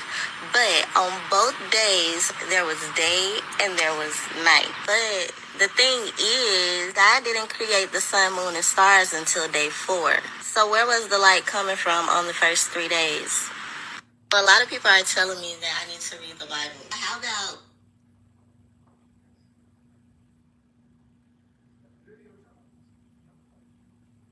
Watch this. For God so hated the world that he sent the devil to deceive the world, so that whosoever is deceived shall not only perish, but spend eternity in hell. That is the message I get every time I read John 3:16. You know how Christians always say God so loved the world that he sent his only begotten son. Who sent the devil? Is it not the same God? I mean, he is God. The Bible says the devil was cast out of heaven. God could send the devil into a different planet. We have Mars, we have Jupiter, we have different planets. He did not send the devil there. He sent the devil down to earth. And he sent his son to come and die for us, and now we have to be thanking him. Why did he not send the devil to a different place? If he really loved man as you people claim, how can somebody cause a problem and then looks for a solution to that problem and we have to be thanking that person? And you say that is not narcissism. What else is that? What do you call that? For me, God hated the world. That is why he sent the devil to come and deceive the world. So if he sent his son today, he is only trying to fix a problem he caused by himself. And I don't see anything special about that. If I am a father and I love my children, why will I send my enemy to go and live in the same place with my children, knowing fully well what this enemy is going to do? Why should I do that? What kind of love is that? To me, that is not love, that is hate. The worst thing is that after sending my enemy to go and live in the same place with my children, I will now have to punish my children if they fall victim of my enemy. Yet I love my children. How does that make sense, guys? When I tell you the Bible cannot make sense, the Bible cannot be the word of God. These are the things I talk about. Reason it. But you will not reason it because religion has clouded your minds. All you see is he sent Jesus to come and die. Why did he send the devil in the first place? Is the question. When he sent the devil, was it an act of love or an act of hate? But all we sing about is for he loved the world. He loved the world. To me, he hated the world. If he ever thought of sending the devil. And the Bible even said when the devil came down to earth, he looked down and said, woe unto the inhabitants of the earth. Oh, so he knew what was going to happen. And he even said, woe unto you. Now we have to say he loved us and sent his only begotten son. No. To me, he hated us and sent the devil. How many people is that Jesus going to save? If he is really going to save anybody. There are still some people who end up in hell. They would not have ended up in hell if the devil did not come in the first place. Everybody would have been saved. There would have been no need for him to send his only begotten son, according to the Bible. But he chose to send the devil and later sent his son, and we have to be thanking him. Guys, make it make sense. Why did he send the devil in the first place before? Facts. Ain't no such thing as the devil or Lucifer. They are fallen angels.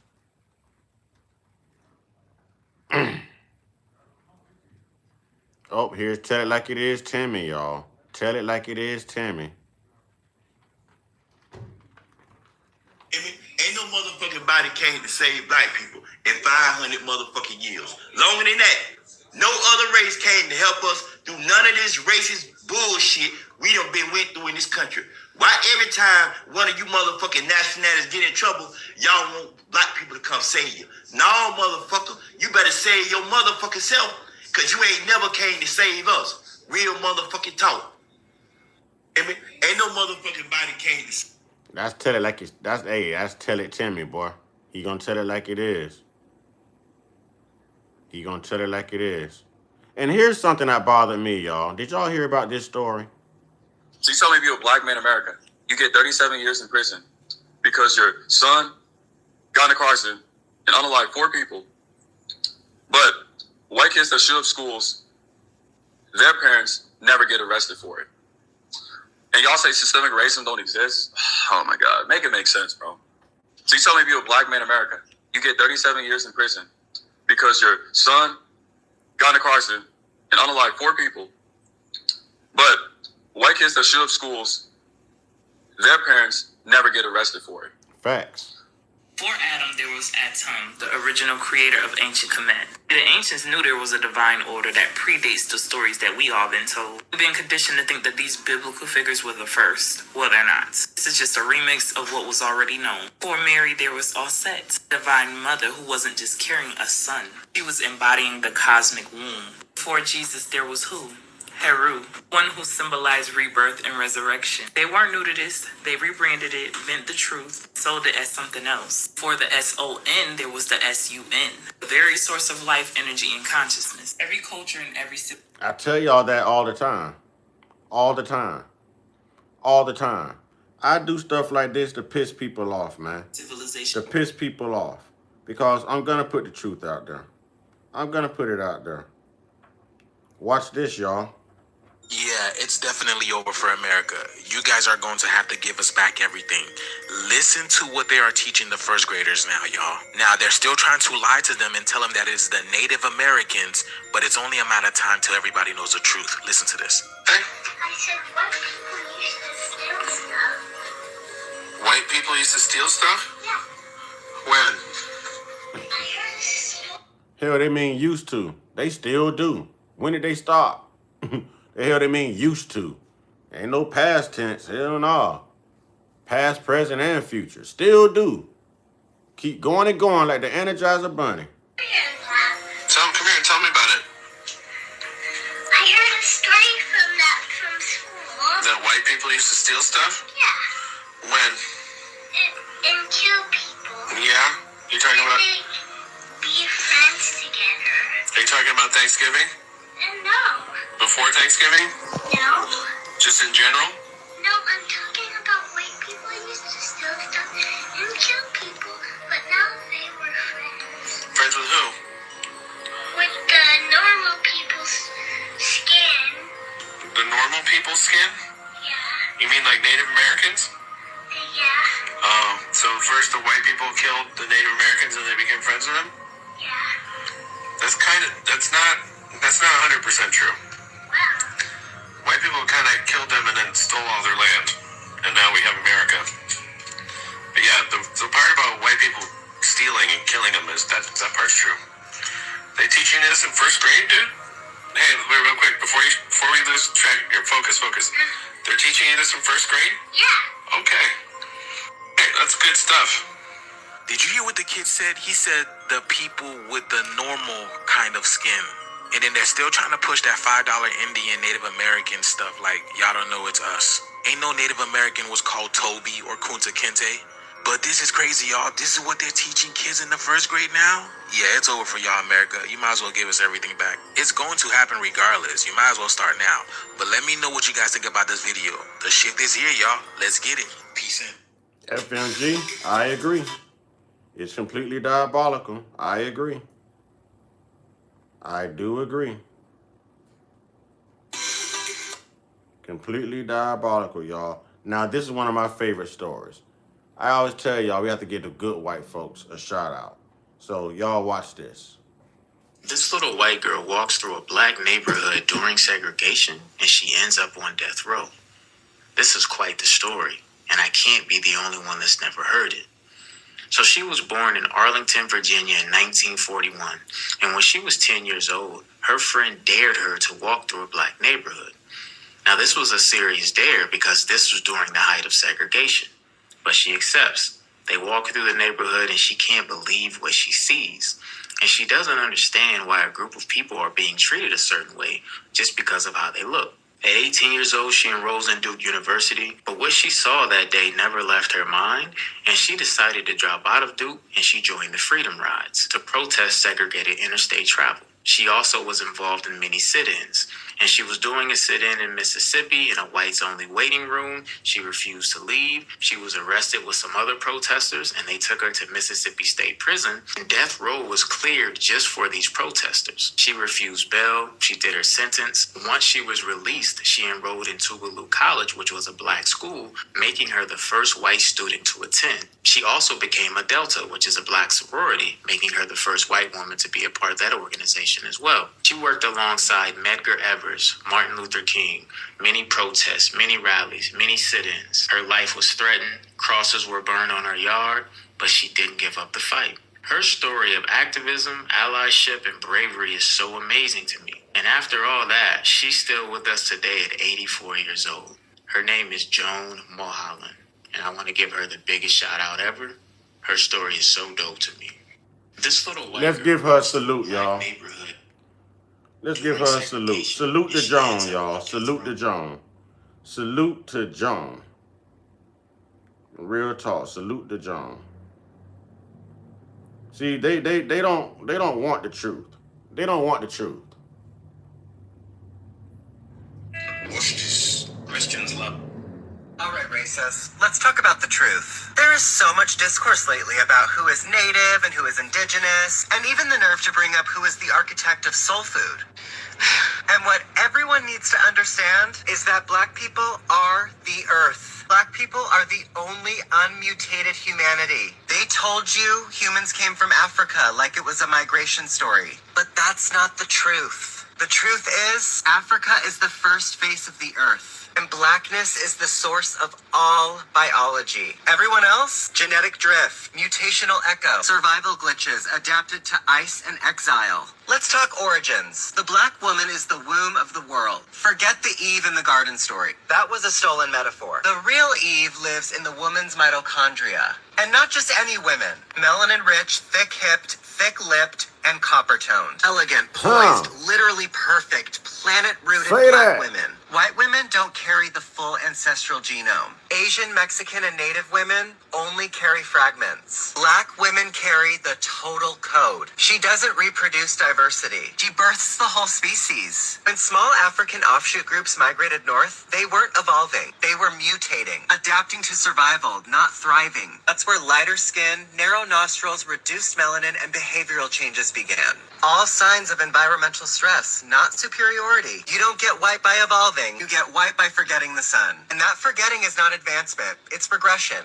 The white genome contains 1 to 4% Neanderthal DNA. Let me repeat, they didn't just descend from humans, they were cavemen. Black people have 0 Neanderthal admixture. That's not a joke. That's biology. Black people are the originals. Non-black people are the remix. The problem is, the remix decided to express its evil nature by attempting to erase the original track.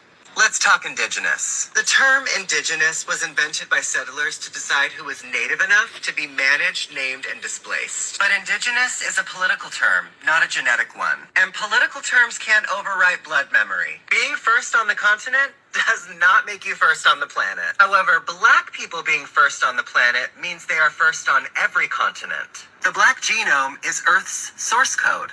Everyone else is just running a copy of their biological operating system. The war against black genetics is a war against humanity. Melanin isn't pigment, it's the processor. It's the molecule that translates solar energy into life. Plants have it, animals have it, humans need it. Black people have the highest concentration of it, which means black people don't just live on Earth, they translate it. They are not just a race, they are the root species. Black isn't a color, it's the motherboard. Every other group, adaptations, mutations, and mistakes. This isn't supremacy. This is truth. Black people didn't come from Africa. Africa came from black people.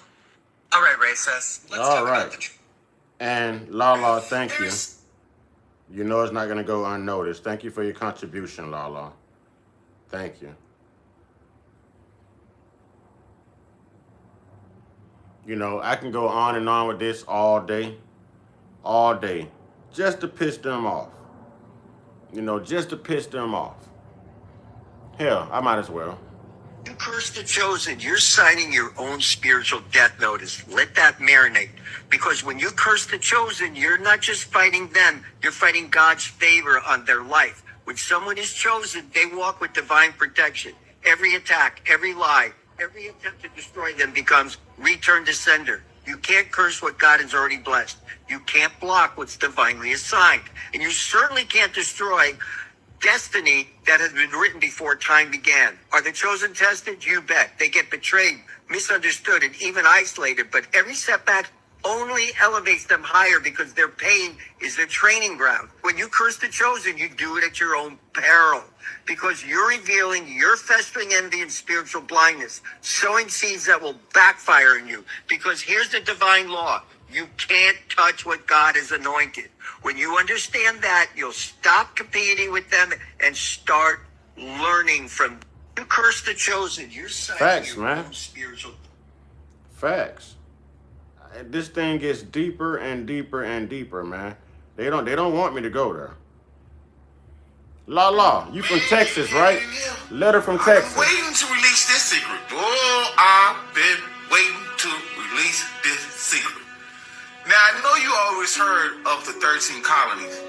And have you ever wondered why Europeans don't even talk about the 13 colonies? Because the 13 colonies was you and I.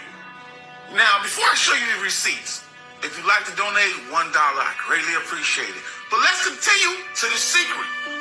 Now, if you ever wonder why John Hanson was the first black president, 13 stars and 13 stripes, well, go ahead and take a look at this right here.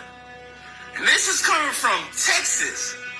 Black Indian, Negroes, color, mulattoes, scattered tribes of the 13 colonies. Gonna take a screenshot? You can get a little closer. Right? See it? Right? This is official. This is legit. They go to the other side. This was in 7/12/2024. Right? Texas. Right? As you can see, assumed name of records. See, this is legit. This is not nothing to play with. But it gets a little more deeper. Remember the Micmac tribe? Well, it was a war in Memphis, Tennessee, and the Micmac tribe, where they invented the Egyptian hieroglyphs, the 13 colonies. You gotta go back and watch my series. But yeah, I'm trying to get them donations $1, but I greatly appreciate it. But now, you know the secret on who's the rich. Yeah, we trying to get them donations of $1. We trying to get them donations of $1. I agree with Gaddy. Yeah, we trying to get them donations of $1. So we don't ask for much. $1. $1 make y'all holler. 13 colonies. And the only reason why it's called the 13 colonies because each state was a different country. So if you move from Chicago and then move to Maine, you're in a different country. You move from Memphis, then move to Philadelphia, you're in a different country. That's why they call colonies due to the war in Egypt. Did you catch that? Oh, and in case you was wondering, here go the colonies right here. In case you was wondering, here go the colonies. Okay, here are the 13 colonies. So it's bigger than what you think. It's literally bigger than what you think. I live fully I mean, we can do this all day. We can do this all day. So these people know. We know. You know what I'm saying? We have to know. Well, my name is Mark Garth. I was born and raised in Los Angeles, California, and I'm an American Indian. I'm going to read an article for, this is the Treaty of 1866 with the Choctaw and Chickasaw Indians in the United States. It's just a section. And they further agree that all laws shall be equal in their operation upon Choctaws, Chickasaws, and Negroes, and that no distinction affecting the latter shall at any time be made. There's no difference between a Negro and an Indian. Slaves are Indians.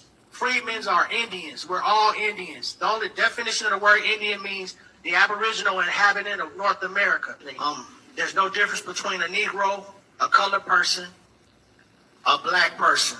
They're all Indians. We're indigenous. I'm speaking for the indigenous people here in the United States who has United States lineage ancestry. This is our land. We own it. We have proof of ownership of our land. It's called the Agricultural Non-Population Schedule from 1850 to 1880. My ancestors made improvements, and we were deprived of that.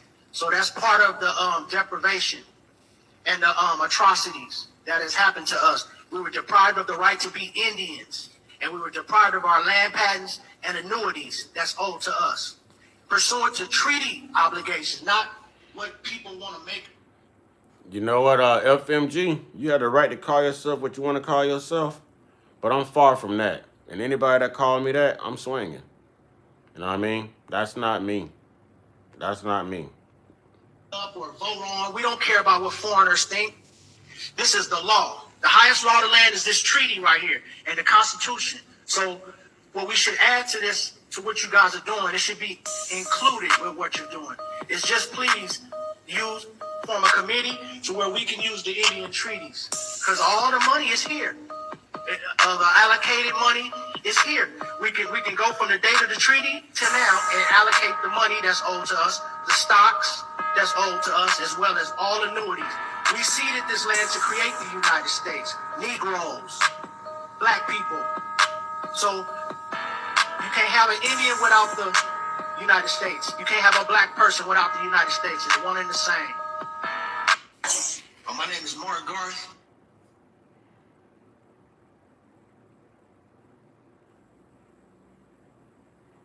I hurt some feelings, but whatever. I was just scrolling through my feed and I saw a couple of posts about how white people have no culture. And I'm just over this white guilt, white shame type stuff. I'm not advocating for white supremacy. I'm just advocating the end of white silence and the end of white guilt and the end of white shame. Because I kept hearing white people talk about white guilt. And I was genuinely confused at first. Like, what guilt? White people don't feel guilty about a damn thing. They will colonize, steal, rewrite the history books, claim they don't see color, and still paint themselves as the victim. Then it hit me. The thing they keep calling white guilt, that shaky, uncomfortable feeling, that little twitch in their spirit when somebody tells the truth, that ain't guilt. That's what the rest of us call accountability. See, white people think that the moment the world stops coddling them and starts correcting them, oh, suddenly it's guilt. Suddenly it's oppression. Suddenly I feel attacked. No, nobody's attacking you. We're all just finally telling the truth without whispering. It's wild how generations have endured slavery, lynchings, genocide, segregation, medical experimentation, stolen land, stolen culture, stolen labor. And somehow y'all are the ones that are uncomfortable. That guilt? No, y'all are just allergic to accountability. Anytime somebody brings up the truth, y'all start glitching. Imagine doing the harm, then crying because somebody names the harm. Y'all aren't being attacked, you're being told the truth. Call it whatever makes you sleep at night. But the rest of us know exactly what it is. You're not used to the consequences of your own history knocking at your door. Might hurt some feelings, but whatever. I was just scrolling through my. I think that sister broke it down, y'all. I think that sister broke it down. So since they like to come in here with it, I figure we just take time to recognize some truths, to put it out there. If they're going to be here, they might as well learn to take something away from this, y'all. You know, we have nothing else to do with our life, our time, but be black, be excellent, and leave a legacy behind when we perish. You know what I'm saying? What's up, blackface? That's cute. That's cute. What's up, blackface? You must got your face stuck in somebody's asshole right now. Is that the only black face you see? You must have your hands between a black person's ass cheeks right now. Huh? Huh, Justin? 2977, Justin. 2977, Justin. 2977. Listen here, white boy. Don't come here telling somebody to stop worrying about being white, being black. You should be worried about being white. You should be worried about your lineage of evil, your history. 2977. Y'all ain't familiar with 2977? Huh? Y'all ain't familiar with 2977? Huh? Don't be concerned about us being black. You should be concerned about being white. Iran is concerned about you being white. Huh? 80-90% of the world is melanated. They're concerned about you being white because you've always oppressed people. You've always done things. You don't act black. And just because you black don't mean you black. All skin folk ain't kin folk. And I think you just claiming to be black. That's why you don't have a picture up right there. So y'all get the white wannabe, y'all get the black wannabe out of here, y'all. 2977. 2977. 2977. 2977. Sorry, sir, there's no crayons here. That's not even a color. Nobody used a white crayon in the past. What do we need it for? The paper was white. We didn't need it. We didn't need it. They shade to us and hate us. You know what I'm saying? They hate us. They hate us. That bastard came back. That was Victor again, y'all. Let's see what Victor gonna say. Victor done came back from his time out, his little nap. Victor still cutting up. You know what I'm saying? Victor still cutting up. Victor might OD tonight, y'all. He might get depressed and OD tonight. You know what I'm saying? They might find him go. I think his girlfriend Crystal, last name Meth. You know what I'm saying? They might be arguing tonight, y'all. They might get into a little domestic dispute tonight. You know what I'm saying? They might get into a domestic dispute. You know what I mean? Oh, this man is not moving forward. He's moving back in the past. You tunnel vision having ass caveman, past reparations. Huh? Take away redlining. Huh? Take away all them policies y'all got, like mass incarceration, where y'all white asses should be locked up for messing with all them damn babies and them animals and beating your wives. You know what I'm saying? Clear them jail cells and put your ivory soap looking ass in one. You know what I'm saying? Then we'll be moving forward.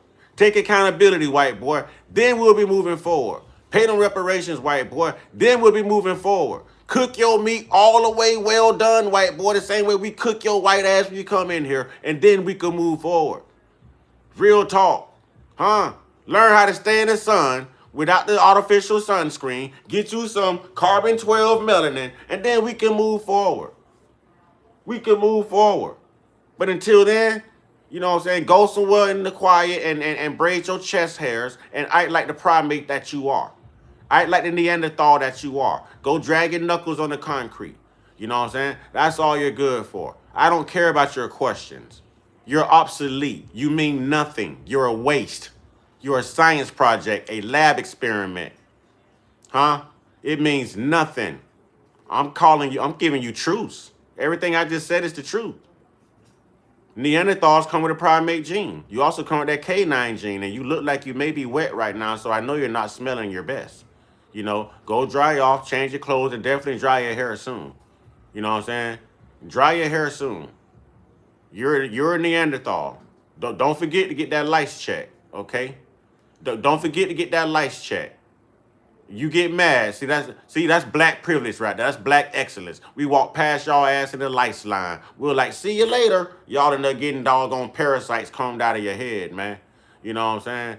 Yeah. Ain't no shame on me. I don't feel no conscience. If y'all didn't feel no conscience about what y'all did to everybody else, damn y'all. I don't feel sorry for you.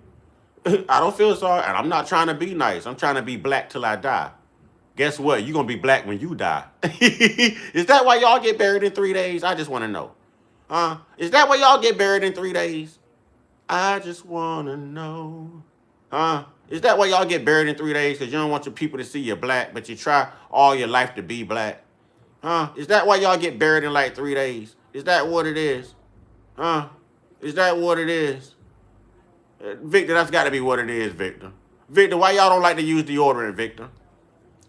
Why y'all don't wash y'all ass, Victor? Didn't y'all learn anything? Victor, you ain't black. Victor, you ain't black. You ain't black, Victor. You might be an Oreo or a Dalmatian. You got some milk in your coffee. You ain't black. You ain't black. Why am I so mean? Why are you so ignorant? Why are you so asinine? Why is your hygiene so bad? Why you can't keep your hands off them little kids? You ain't black, Victor. You ain't black. You ain't black. We can tell from your name you ain't black. Don't try to steal our culture. Get your own. Oh, jelly roll ass. Get your own. Get your own culture, jelly roll. Get your own culture. She there looking like Butterball. What's his name? Butterbean? Yeah. Victor said he black. That's the whitest version of black I ever seen in my life. He ain't black. He ain't black. Okay, what is black? Not you. That's the simplest question you ask all night. What's black? Not you. It might be your eye soon. Keep talking. It might be your eye soon. Keep on talking. Could I guarantee somebody gonna recognize you in your neighborhood, Victor? You be surprised who be on here. You be surprised. You don't keep your hands off kids. 2977. Let me school you, Victor. I've been waiting to do this all night. We finna get rid of Victor once and for all. Should I do it, tribe? Should I do it, tribe? Let's deal with the racists. Yeah, he used sunscreen. Yeah, that boy get blisters and all kind of boils. He don't use sunscreen.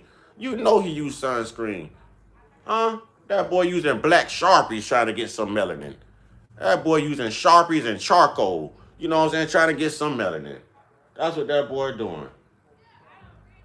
But don't worry though. I ain't had to do this in a while. And I got you. I got you, Victor. I want you to take something away from this that's positive, okay?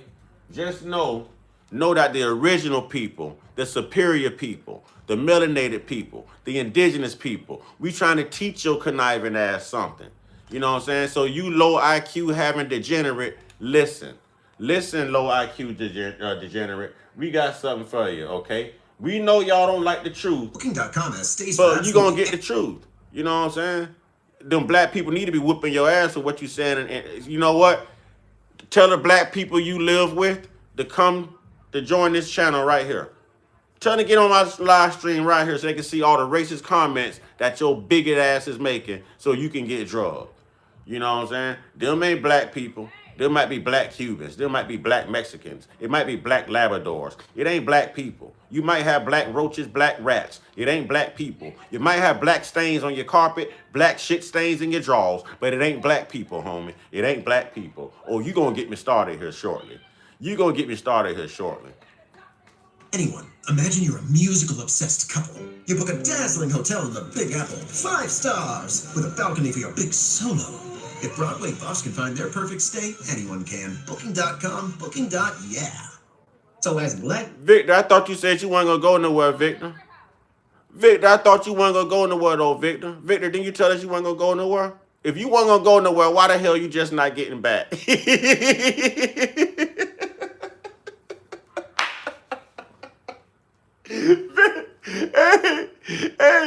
did Victor say he wasn't going to go nowhere? Ask that boy why he just not getting back. You just not getting back. You want another break? You want a vacation or a staycation? What you want, Victor? Because we can get you out of here. We can get you back to the Caucasus Mountains where you really want to be. You know what I'm saying? We can get you where you really want to be. Where you want to be, Victor? You want another flight, Victor? Huh? Huh? You want another flight? Hmm? Hey, what was that movie, man? The Airplane, man, with Kevin Hart, them, man, and Snoop Dogg, man. Soul Plane. You want to take the Soul Plane to the Caucasus Mountains? Huh? Victor, you want you want to take this? You want a Soul Plane flight? What kind of flight you want, Victor? I want you to say something so I can give you another timeout nap, Victor. I'm gonna show you who in control, Victor. You ain't got a black card. You know what I'm saying? You ain't got a black card. Say something, Victor. Victor, what type of flight you want now? You talking about you here? I can get you going again. You want some proof? Now tell me you ain't going nowhere, Victor. Victor, be a man and stand 10 toes down. Look me in my eyes and tell me you ain't going nowhere. Huh? Huh? I'm calling you names like white people call you. Look at it. It's two sides to every story. And me and the white people telling the truth about your lame asinine ass. You need to make some changes in your life, sir. You are as confused as Michael Jackson. You wake up black, but you act white. You want to be black, but you're white. Huh? You can't help it. You marry Kate and Ashley. You can't help it. You can't help yourself. You can't help it. People as a whole, I feel like it's only right that we all come together and coin a new term, Black obsession. Throughout all of history, it seems that racists have a very strange obsession with Black people. Now in 2025, every other day there is a new example of this. Recently, a white man went to a... Oh, hey y'all, Victor got Brandon to say he ain't going nowhere. You know what I'm saying? Y'all show Victor where he gonna go again. Don't tell me to calm down. You'll be next. You'll be next. Hey, I done already got on you one time, Arthur. You got 2 first names. Oh, damn. I guess he'll be back again. He said he want to go. Arthur, you need to calm down, Arthur. Do you need a snow break, Arthur? Oh, Arthur needed a snow break.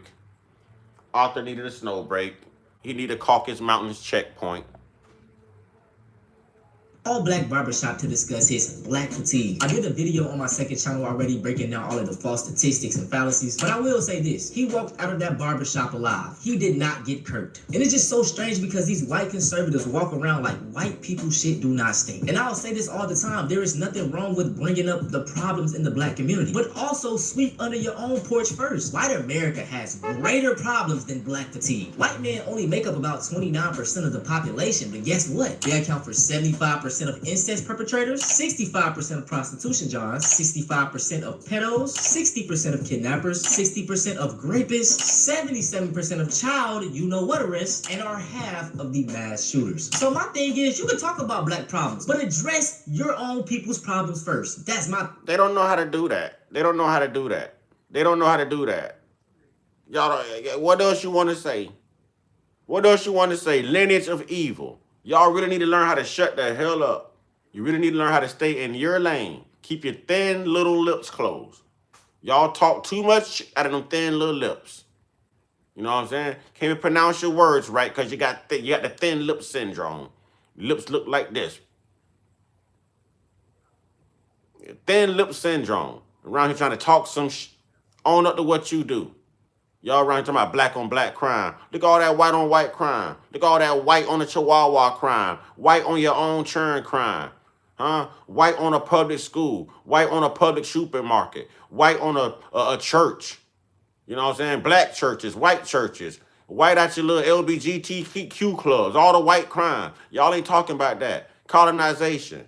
Venezuela. Y'all ain't talking about that. Iran. You ain't talking about that. Y'all ain't seen what happened to that boy BB? Y'all ain't saw BB, have you?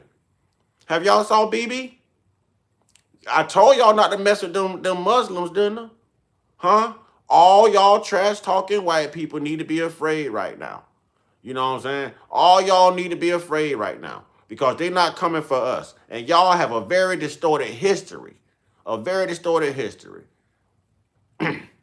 This guy's going to ask me if anybody ever told me how often do I get the Cat Williams stuff? How often do I get the Cat Williams stuff? But just to appease you, pimpin', I'll let you know I am not Cat Motherfucking Williams, pimpin'. But people say I do a pretty good Cat Williams impersonation when I want to, pimpin'. If that's what you want, homie, feel free to hate on me. Sit back there and say my hair ain't luxurious when you know it is. You're just mad because you can't grow any. That's all it is. And don't get offended. I'm only calling you just because I don't know your name individually. Holla if you hear me.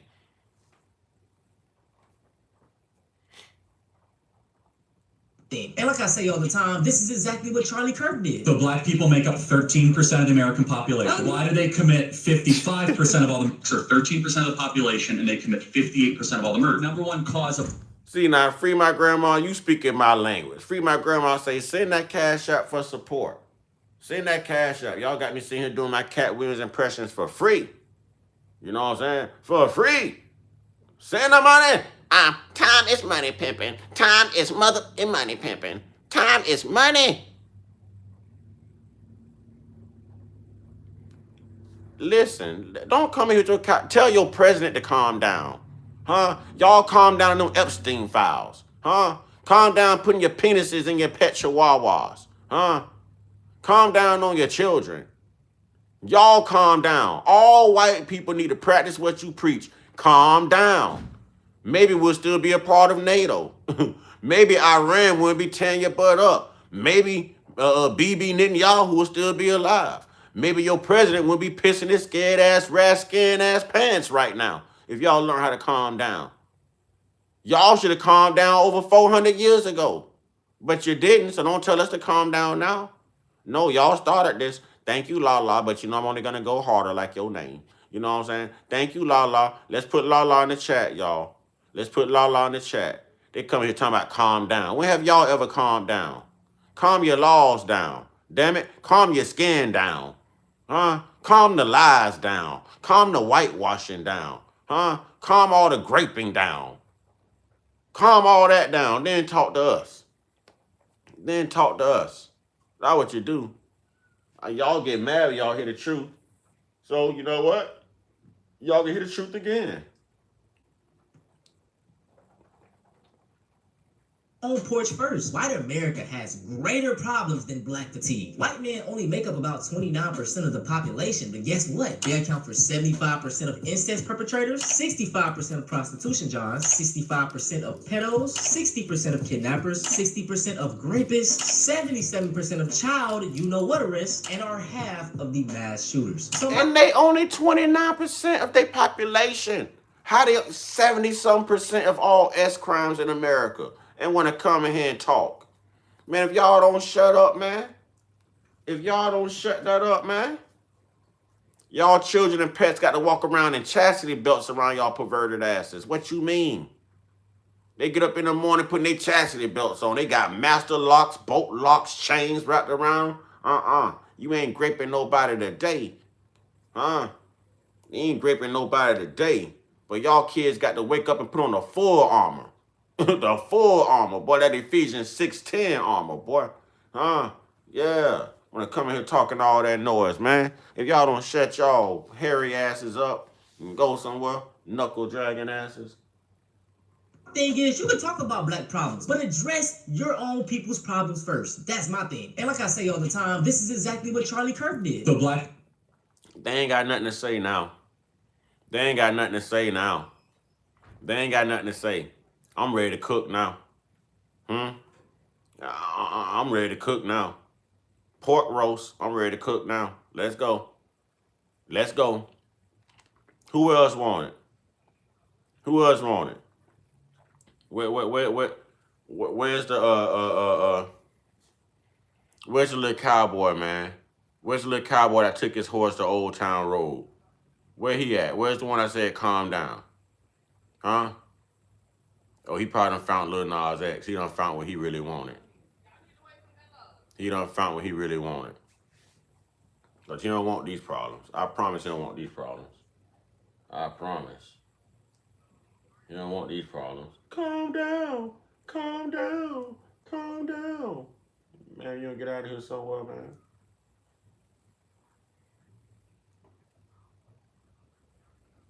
We've got more. Let's tick them off. Lower than we've been in 7 years. Y'all know about the introvert rock star on YouTube? Do y'all know about introvert rock star on YouTube? Gasoline prices and oil prices, not just the 3 states that I talk about with $1.99 a gallon. How would you like to have $1.99? You know,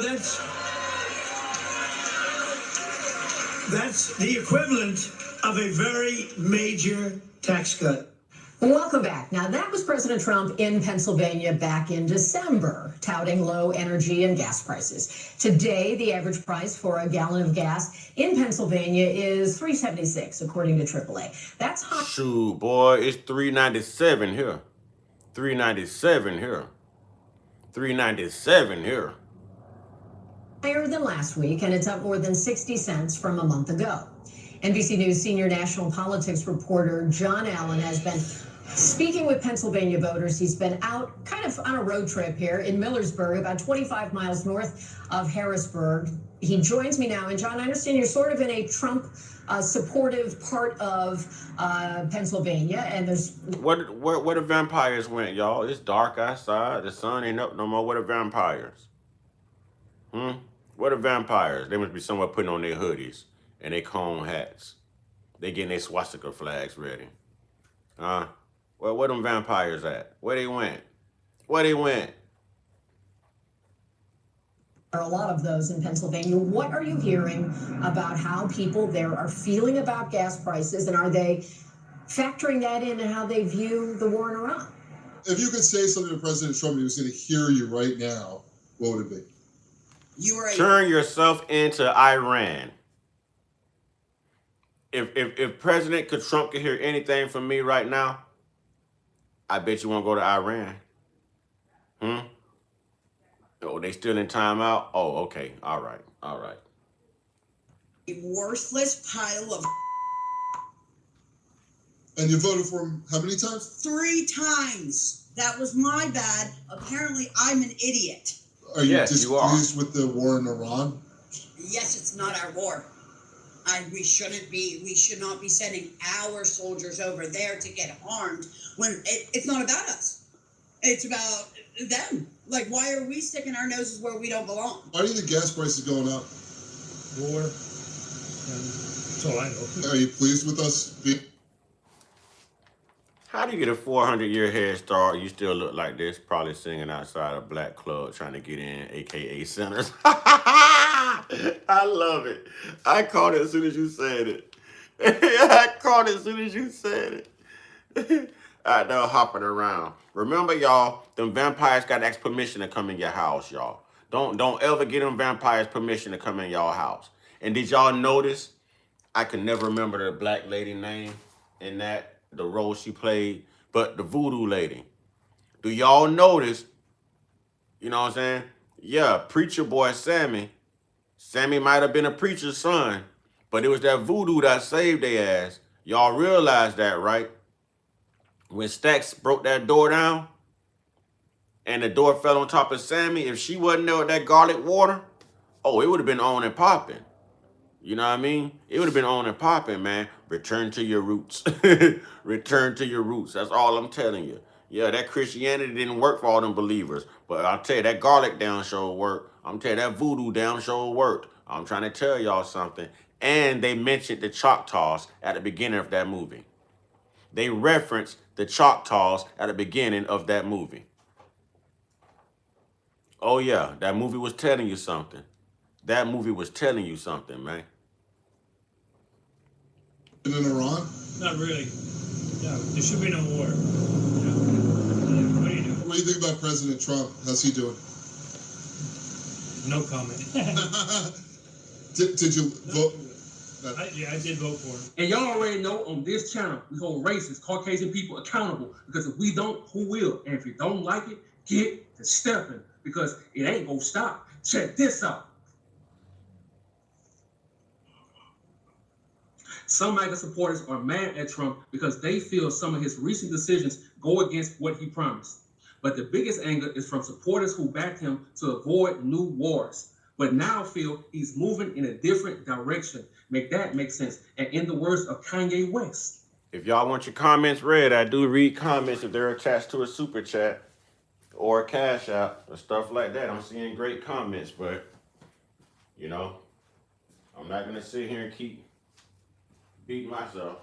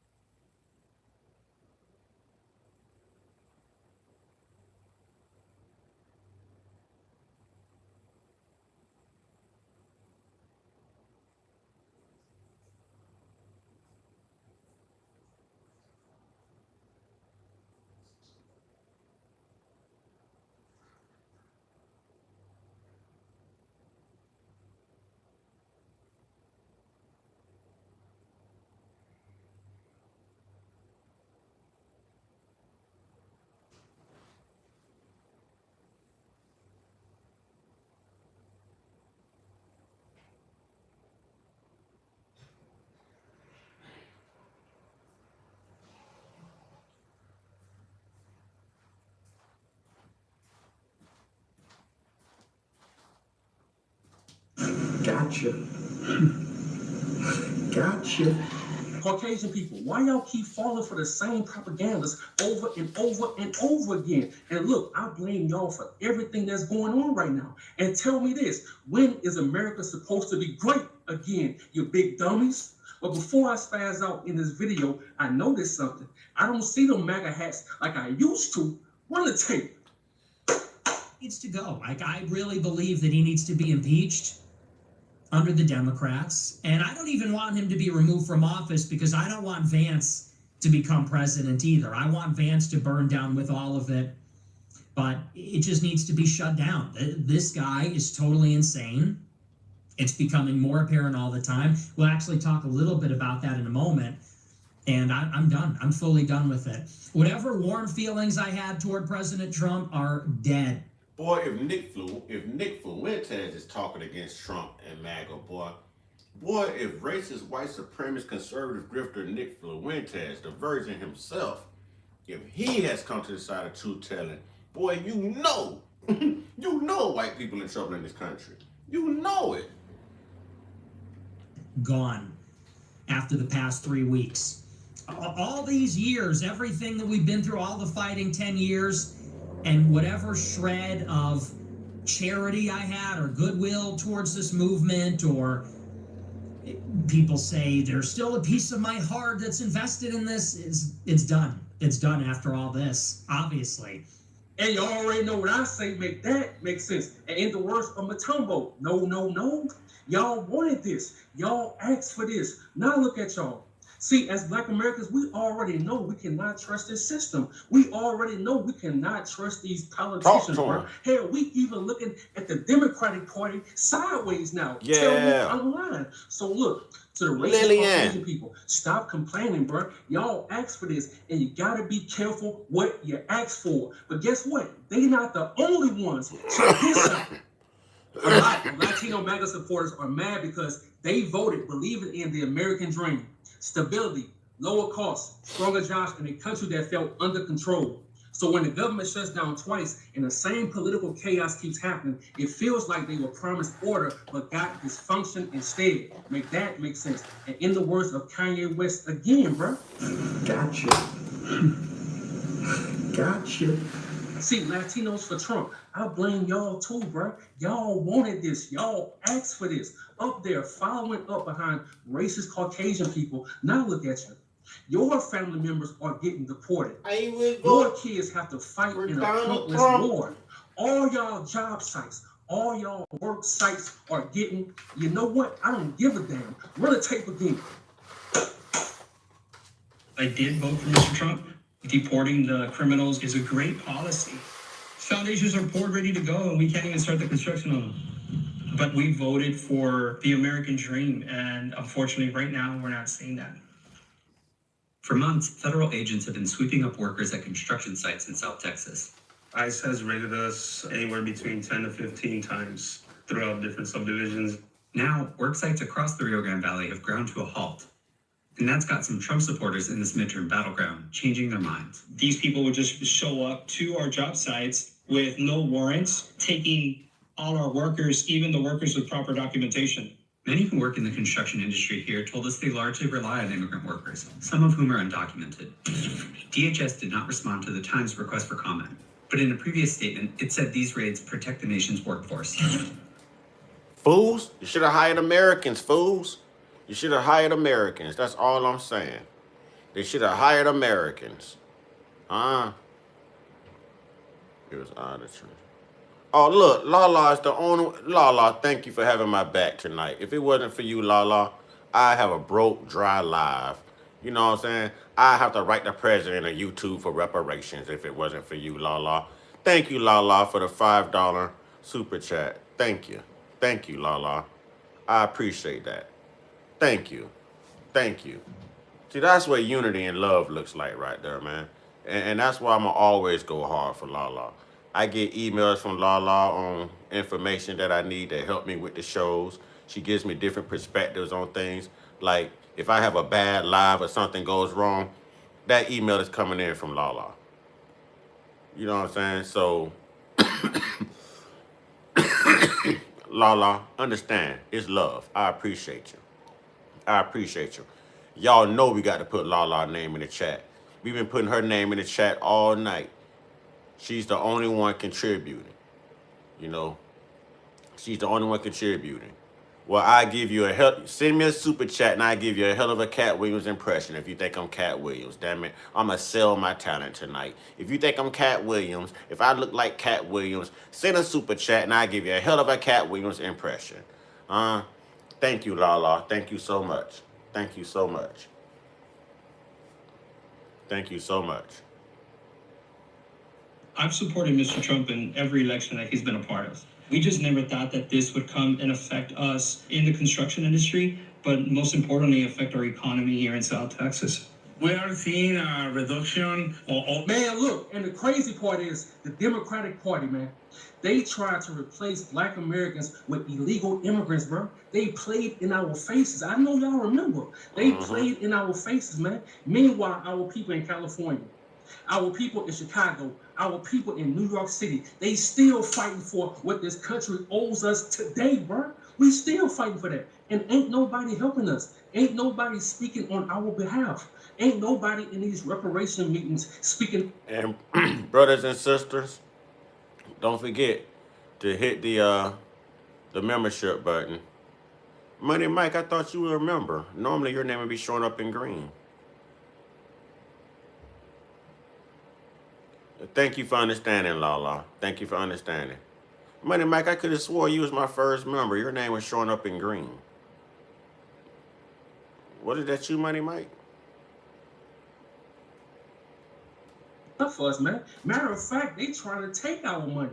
They trying to take what this country owes us, man. They want a piece of our pie, bro. Like, they ancestors really went through something, man. So you want me to care about what they going through? Hell no. I keep telling y'all, the game is cold. Trump just changed the CDL rules so states can deny or refuse to renew licenses for many immigrant truckers if they do not meet the new immigration status requirements. So instead of canceling everyone at once, the policy pushes many of them out as their current licenses expire. Did he have a starter? Makes sense. And look, I drove trucks for 10 years. Yep, there is a star there. I know the game. Okay, there is a A star lot there. of these immigrants, bro, they wasn't going through CDL school. They wouldn't get in the right way, like paying for it or going to school for free. Yeah, I didn't see the star at first. I thought YouTube was tripping. I didn't see the star at first, but I see it now. All right. And shout out to Introvert Rockstar. Lala, you know about Introvert Rockstar? Lala, it sounds like we have the same algorithm. Oh, Turtle P said he know about him too. Okay, get down with the get down. Yeah. Okay. They was just handing them CDL licenses, bro. They was handing them licenses, bro. So they didn't have to take the test, the road test, the written test. They didn't have to take none of that, bro. A lot of them, look, bro. A lot of them can't even. Cat in the Hat play no games. And I ain't gonna play no games with you. You got one more time.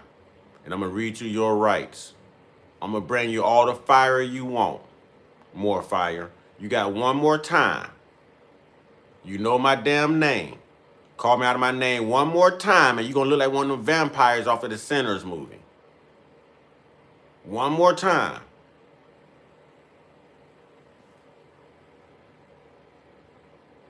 Even speak the language. A lot of them can't even read the road signs.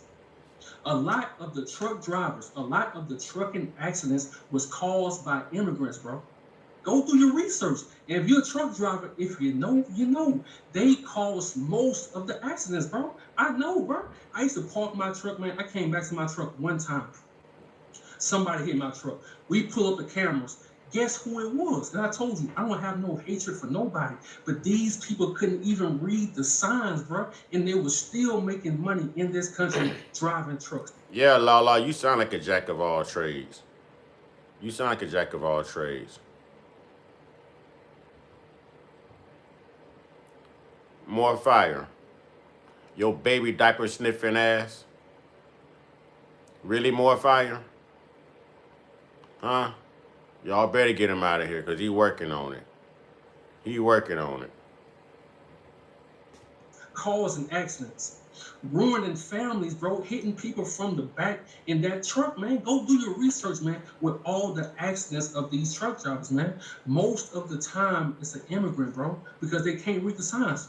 In 2024, bro, just in 2024, they used to knock on my door, man, asking me, can I park their truck? Asking me, can I back their truck up, man? Because they didn't know how. They didn't learn how to back up an 18-wheeler. They didn't learn how, but they didn't care because they were still making money, bro. And look, I noticed something. Like I told y'all, I don't care about the Democratic Party or the Republican Party, bro, because at the end of the day, they don't care about Black Americans. They like to act like they do, but they don't. But I noticed something. The Democratic Party was on the side of these immigrants, bro. They spoke up for these immigrants, and they still voted against. That's who let them all in. That's who funded them. That's who did all of that. That's who did all of that. It was the Democrats. And if you remember, a lot of these DMVs got busted because they were allowing these immigrants to pay them to give them the CDLs. Y'all remember that accident, the guy in the 18-wheeler that was trying to make a U-turn and the people drove up on him and all of them was unalived in the van? You know what I'm saying? Right, they get him without taking tests. Without taking tests. And I've never understood how you're in a country that doesn't speak your native tongue. You're driving on our roadways. You're probably not insured. You don't have any license. How are you driving if you don't understand the language that the signs are written in? You know? How are you driving in a country where you don't understand what the signs say? That's what I don't understand. And that's putting every American in the line of fire. In the line of fire. Because one of these people actually hit you, guess what? They have no insurance. Now it's on you. And they're probably not even going to get prosecuted either. And a lot of them don't stay at the scene of the accident either. They were a hard butt. They be like, no, my friend. No, my friend. Go. No, policia. Go. They hard butt, man.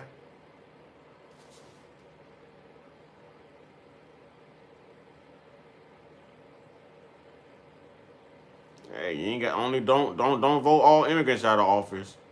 Vote all white people and all bougie black people out too. What about the illegals that's on stolen land and creating laws for the indigenous to follow?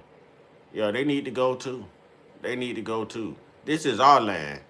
I say everybody get the hell on, get the hell gone. You know what I mean? I say everybody go. Everybody go. They want to segregate, separate. They want to have white neighborhoods and all that. Haul ass. Go back to white Europe. Haul ass. You know? Haul ass. Get up out of here. Leave the U.S. Why y'all couldn't stay in Europe? Why you couldn't stay in the Caucasus Mountains? Why you couldn't stay in Mexico? Why you couldn't stay in Venezuela? Why you couldn't stay in Jamaica? Why you couldn't stay in Africa? Everybody get the hell gone. Everybody get the hell gone. But I know who ain't got to go. Us foundational black Americans. Us true indigenous American black Indians. We ain't got to go nowhere. This is our home. That's why they never talk about deporting us, because they can't. Everyone knows that the biggest illegal immigrants here are white people. Everyone knows that. Y'all talk about the Spanish community. Y'all talk about the Asians. Y'all talk about every other ethnic group.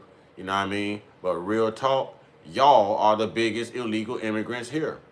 Y'all are the biggest border hoppers here. You know what I'm saying? That's it. The biggest ones here. I mean, you could literally drive anywhere and tell where Mexicans live at. Because you're going to see clutter, dirt, not all, some. You're going to see clutter, dirt. You're going to see like 13 vehicles. You know what I mean? We already know. We already know. We already know.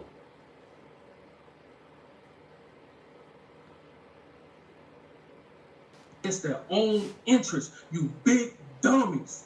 And y'all already know, before I end this video, I have to always speak from my heart. Before I end this video, I have to always speak from my heart. Look, as Black American people, let's keep evolving, man. Let's keep moving forward. A lot of people are mad at foundational. Ooh, I think we got a hater, y'all. Somebody said indigenous black people, question mark. Like in Africa? No, asshole. Like in America. We're indigenous. We ain't never been to Africa. We not from Africa. We didn't get off no slave boat, but y'all did. Y'all did. Huh? Y'all did. You might want to do your research of where those slave boats landed. You might want to do your research before you come in here and get your head handed to you on the rack, homie. You know what I'm saying? You might want to do your research. You might want to. You might want to. That was a very dumbass question, but it came from a dumbass person. We all know that they're dumb as hell. We all know. We all know they're dumb. Low IQ, just like the Arctic temperatures they come from. IQ just as low as the Arctic temperatures they came from, y'all. So we shouldn't expect nothing else. No, it's never going to be any accountability. Never. But that's all right. They're not living long anyways. In between the sun and everything else, they are dying at a rapid pace. They are dying at a rapid pace. You know what I'm saying? What you mean a wild take on history? You guys have the wildest take on history. More fire. You back, you butt sniffing asshole? You back? Huh? Did you enjoy your sleep, more fire? Did you enjoy your sleep? Huh? Take another break. You still got some red in your eyes. You still got some red in your eyes. I don't know, you came in striking me as a hater. You about to get you a timeout too. You about to get you a timeout too. You like you need some rest. Y'all know y'all look old even when you're young. You might need some beauty sleep. You might need to sleep a little bit longer. We ain't got that problem. Our black don't crack. It's held together by melanin. Because you came in here like a bat out of hell. You know what I mean? So I'm definitely gonna cook your gumbo ass. Huh? I'm gonna cook you like the mayonnaise, raisin, casserole, potato salad you like to eat. Whatever the hell that is. Black Americans, bro. A lot of people mad at us. Well, let them stay mad. That's on them. See, we ain't flee our country. We still speak up and acknowledge our ancestors. Bro, these people come to this country. I'm gonna be honest, man. Y'all white people need to learn how to stay in your place, man. Y'all white people really need to learn how to shut the hell up. The world is already after all of y'all. Globally, you're watching NATO back out. You're watching America being left on its own because of what white people are doing. You're watching Israel be left on their own because of what y'all white people are doing. You're watching every nation come against you right now. Every nation. And even domestically. Domestically in America, you're watching black people do what against you? Tell the truth and rebel. Why do y'all want to keep poking the bears? This ain't the story of Jonah and the whale. You ain't gonna be out of the whale's stomach in 3 days. When we get you, we gonna get you. It's gonna be permanent, like that Bibi Netanyahu type stuff. It's gonna be permanent, huh? Like that Alex Pretty and Renee Nicole Good type stuff. You know what I'm saying? That's where it's gonna be good. Here's another dumb question. Why do you speak English? Why do you speak bullshit? Huh? Why do you speak bullshit? Y'all get this old D-Lo Brown and Dalmatian up out of here, y'all. It's always a Stephen Django. It's always a house ninja somewhere. But you gonna say white people taught me English? Huh? You gonna say white people taught me English? Is that what you gonna say? White people taught me English. White people learned our language too. English is made up of so many different languages combined into one, and you better believe it's some indigenous black American got doggone. Come on, man. Come on, you damn clown. Come on, you clown. Damn about what they people back home going through. They don't care, bro, and that's why they really mad. See, they mad because we always gave a damn. We always gave a damn about our people. We always fought for our people. A lot of them left their own country, bro, and they don't give a damn about what's going on back home. How can you move like that? You don't care about your ancestors. You don't care about your people. They just come to this country and they try to fit into this system. Now they are a racist system that'll never accept them, and they always trying to fit in. That's why they mad at us. That's why they mad, bro. They leave this country, they come to this country, right? It don't matter. They don't care about their people. The reason why they mad is because we care and they don't. We care about our ancestors. We care about our elders who went through something in the 60s, 70s, the crack era in the 80s, the 90s, the early 2000s. We care about our people, bro. And that's the problem. A lot of people don't care about their people, bro. That's why everybody always mad at us. They always mad because we give a damn. It is what it is, and I'm out, bro. They done ruined the country, man. They've ruined the world. Their gig is up. Their time is up. They're dying at a rapid pace. There's The a way birth we rates are can dropping. bank with the right life. I mean, the earth is pretty much cleansing itself, y'all. Just buy up the sunscreen. Just continue to buy the sunscreen, y'all. And it ain't for the... We want the good white folks to have access to sunscreen. But the white people, y'all, the white ignorants, the lineage of evil, the knuckle draggers, y'all, they get no access to no sunscreen. All right? No access to no sunscreen. Buy it all up. We don't want the white racists to have no sunscreen. When the sun hit them, we want them to, I ain't melting. Y'all know, y'all seen Sinners. Y'all saw what they did when the sun came up. That's what we need them to do. Don't buy that sunscreen. Don't buy that sunscreen. Don't buy that sunscreen. Insurance policy, it's called Indexed Universal Life Insurance. Like all life insurance, IULs provide a death benefit to society. That's exactly backward. Okay. Now, in closing, let's go there. There's a lot of Americans now we see online, understandably, feeling angry, feeling anxious, feeling terrified, and so forth. And they're calling for help. They're calling for direction. They're asking for direction. They're tired. No, they're not. They still being ignorant. They writing the N-word across the screen. They still having incest, procreating with their daughters and making their daughters their baby mamas, and they raping their mamas and making their mamas their baby mamas, and they still licking chihuahuas, little buttholes, and sucking pig pork. They haven't changed, sir. They haven't changed. They're still the racist entity that they were. They're still the same racist entity. Y'all, I'm just saying, y'all. I'm just saying. Scared, they're fed up, and they want a solution. You know, they want a way out. They want the tyrannical madness in their country to come to an end. Mind you, this is just 1 year in to the Trump administration. Just 1 year in. Now, I say this not because I accept the idea that any... Think about it. You so evil, you get up in a year. 365 days is all it took for you to fuck up everything. Everything. 365 days, you done fucked up everything. You got all the countries mad at you. You got your country mad at you. You got the gas prices high. You still got white people around here. Hoorah, hoorah, since 1776. But y'all ain't, it's affecting y'all too. It's affecting y'all too. That racism don't help y'all. But let's go. Shaheed Bolson, shout out to FMG for putting me on to him. Shaheed Bolson's last warning to white America about Trump. Blacks are very wise. They already knew that. They already knew that. If this actually started under the Trump administration or because of the Trump administration, but because most of the people that you see online who are expressing their outrage and expressing their despair, that's what they think. They think so. So after just 1 year of this, you're at your wit's end. Well, how do you think that looks, and how do you think that sounds to all of America's global victims? How do you think it sounds to the Palestinians? How do you think it sounds to the Afghanis, to the Iraqis, to the Libyans, to the Mexicans, to the Nicaraguans, to the Salvadorans, to the Vietnamese? I'm just saying this for perspective, just for you to have some perspective.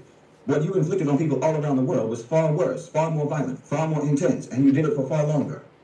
10, 20, 50, 100 times longer, and 10,000 times worse. Just consider. And they already talking about they tired. What? What? It's just beginning for y'all. What you tired of? You can't tap out yet. Stay in the fight. Stay in the fight. But y'all kept knees on necks forever. And y'all ready to give up the fight already. Y'all tired of being victimized already. It's just beginning. You reap what you sow. All right, FMG say, I never thought I'd live to see the empire fall, but I think we're going to see the collapse of an empire. All right, FMG says it's going to hurt them more than us because we struggled and lived under this tyrannical government forever. Yeah, we know how to survive. They don't. They don't. They don't. That. I'm saying just consider, just reflect on that because it's real and it should give you some perspective, honestly. I mean, I appreciate your anger. I appreciate your panic. But I need to be completely honest with you. I need to be completely honest with you about several things that you may find difficult to hear. First of all, you need to understand your actual position. You need to understand your actual position.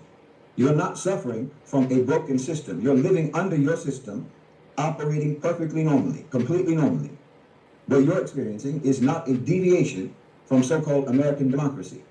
It's what American democracy actually is and always has been. The difference now is that the violence, the coercion, and the cruelty that America has always exported that globally, now it's becoming slightly more visible domestically. And you're finally seeing what the rest of the world has experienced from America for generations. So don't overlook this. Don't be dismissive about this reality because it's very informative. The nature of your country, of your society, of your system has been viciously demonstrated to the rest of the world for a very long time. To the rest of the world. And they wonder why Iran mad, why all of our allies are like, hell no. Y'all can't come over here. If you Americans, you got to get out. We ain't backing y'all. But Iran is letting black prisoners go. They just freed 13 more black prisoners. But I don't hear about them freeing no other ones. You know what I'm saying? I don't hear about them. Yeah, they are. You know what I'm saying? We already know Spanish people identify as white. I'm not a vessel to nobody.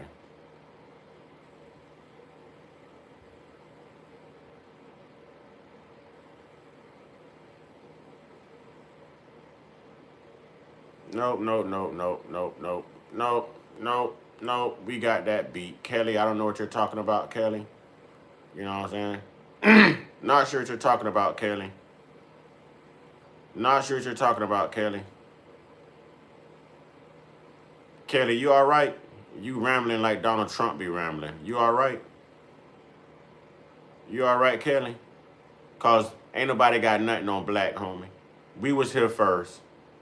Ain't nobody got nothing on black. Y'all can't do nothing without black. Y'all emulate us. We are the culture. We are the best goddamn thing since sliced bread and barbecue. And y'all know it. Y'all know it's not a day go by that y'all don't try to emulate us, be like us, think about us. We live in y'all head rent free. Rent free. Yeah, Queen Elizabeth ain't sh. That's your queen. Queen Elizabeth ain't sh. Queen Isabella, Elizabeth, what ain't my queen. That's your. That queen is my.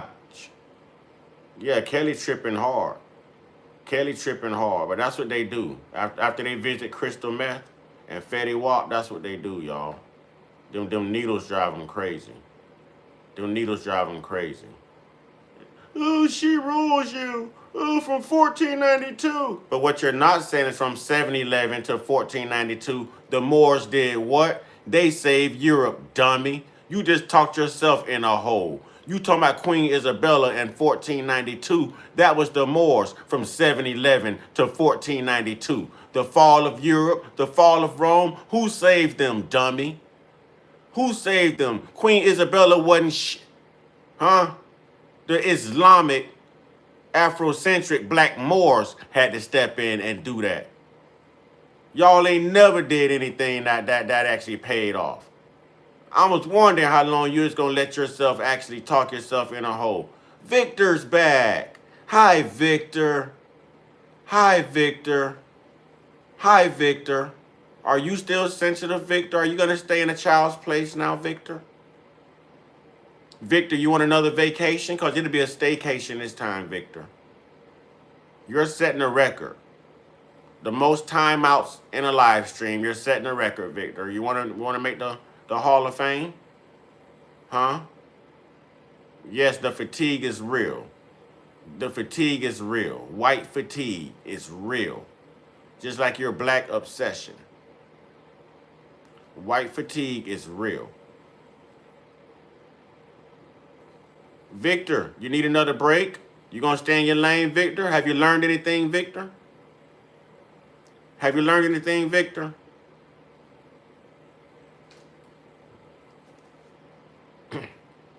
Your victims internationally have known and have understood you better than you ever understood yourselves. She didn't kick the Moors out of nothing, you idiot. She didn't kick the Moors out of nothing. She didn't kick the Moors out of nothing. When the Moors got done in Europe, dummy, they went to Spain. Everywhere the colonizers went, the Moors went cleaning up behind them. The Moors taught y'all how to wash y'all ass. The Moors taught y'all how to cook y'all meat. The Moors taught y'all that y'all could wash your ass and you don't have to pass on diseases. You know what I'm saying? That was the Moors. That was the Moors. Dummy. Dummy. Ain't nobody getting upset. First impressions are everything, Victor. You came in here with it, so that's the energy and the type of time we're always going to be on now, Victor. You should have thought things through. You should have thought things through. That's what you should have did. Eggplant head ass boy. You should have thought things through. Gina, can you wash your ass before entering the live, please? You can't get her a black name. That was Taylor. And you got her out of here swiftly. Yeah. Yeah. That's the truth. And yes, that includes the members of the global majority who live inside your country. You know, the ones who you call minorities, Africans, Asians, Muslims, so-called Latinos. The global majority has always... Victor, why you keep coming back, Victor? We don't even like you here, Victor. You like a bad rash. You just keep coming back. We don't like you. Why you keep coming back, Victor? And we trying to be nice to you. We not even blocking you from the channel. But why you keep coming back, man? You a pain freak, huh? You don't even holler when them pit bulls bite you in the ass, do you? Do you holler when them pit bulls bite you in the ass? Do you holler when your old lady you in the ass? Huh? Do you holler when your old lady put her strap on and tear your ass up from the back? You a pain freak, ain't you? You was a nasty something, ain't you, Victor? Victor, we don't like you, Victor. We don't like you. We don't like you at all. At all. We like nothing about you. Not the way you look, not the way you smell, not the way you think. Nothing about you, Victor. You're a piece of shit to us, Victor. Now, if you want to excuse yourself, that'll be the noble thing to do. But if you want us to get you out of here, we're going to get you out of here permanently this time, Victor. Because you came in on the wrong energy, wrong type of time. Wrong type of time. So you can excuse yourself or we can excuse you. Know how your system actually is, how it truly operates, whether they live in the lands of their origin or they live inside your borders. And obviously, the indigenous people of America have never not known the reality of America's so-called democracy. So first of all, like I said, don't fool yourself Thank you, into thinking Lillian. that your system has broken. And don't fool yourself into thinking that it has changed for the worse. This is how it has always been. Wallahi, this is how it has always been. And the only thing that has modified is maybe, perhaps, that it is less racially discriminatory about who they oppress. So if you want to call that broken, or you want to say that it's worse now than it was before, then all you're actually saying is that it was better when it was only violent and only vicious on a strictly racial basis, when it was only cruel and savage to innocent people in faraway places. Which means that you don't actually have a problem with that. You don't have a problem with the cruelty and the savagery. You don't have a problem with the brutality in principle. You just want that brutality to always be explicitly racist and explicitly elsewhere. In other words, you disapprove of... Can you Neanderthals please hit the like button before the racism? They don't know how to do that. They don't know how to do that. They only know how to be racist. I don't understand how they not racist against themselves. They should be mad as hell that they boiled when they in the sun. They should be mad as hell they can't move around until nightfall. They should be mad as hell they want to be farmers that can't pick their own crops. They should be mad as hell trying to kiss each other and they ain't even got no lips to kiss. They should be mad as hell. They should be mad as hell. You think they hate themselves? Think they hate themselves. Women got the flat back syndrome, no bodies, muffin tops. You think they hate? Listen, you just got to do better. You got to do better.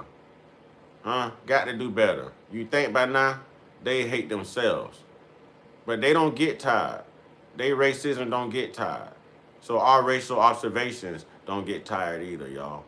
Our black unity don't get tired either, y'all. Our black truths don't get tired either, y'all. You know what I'm saying? Not at all. Not at all.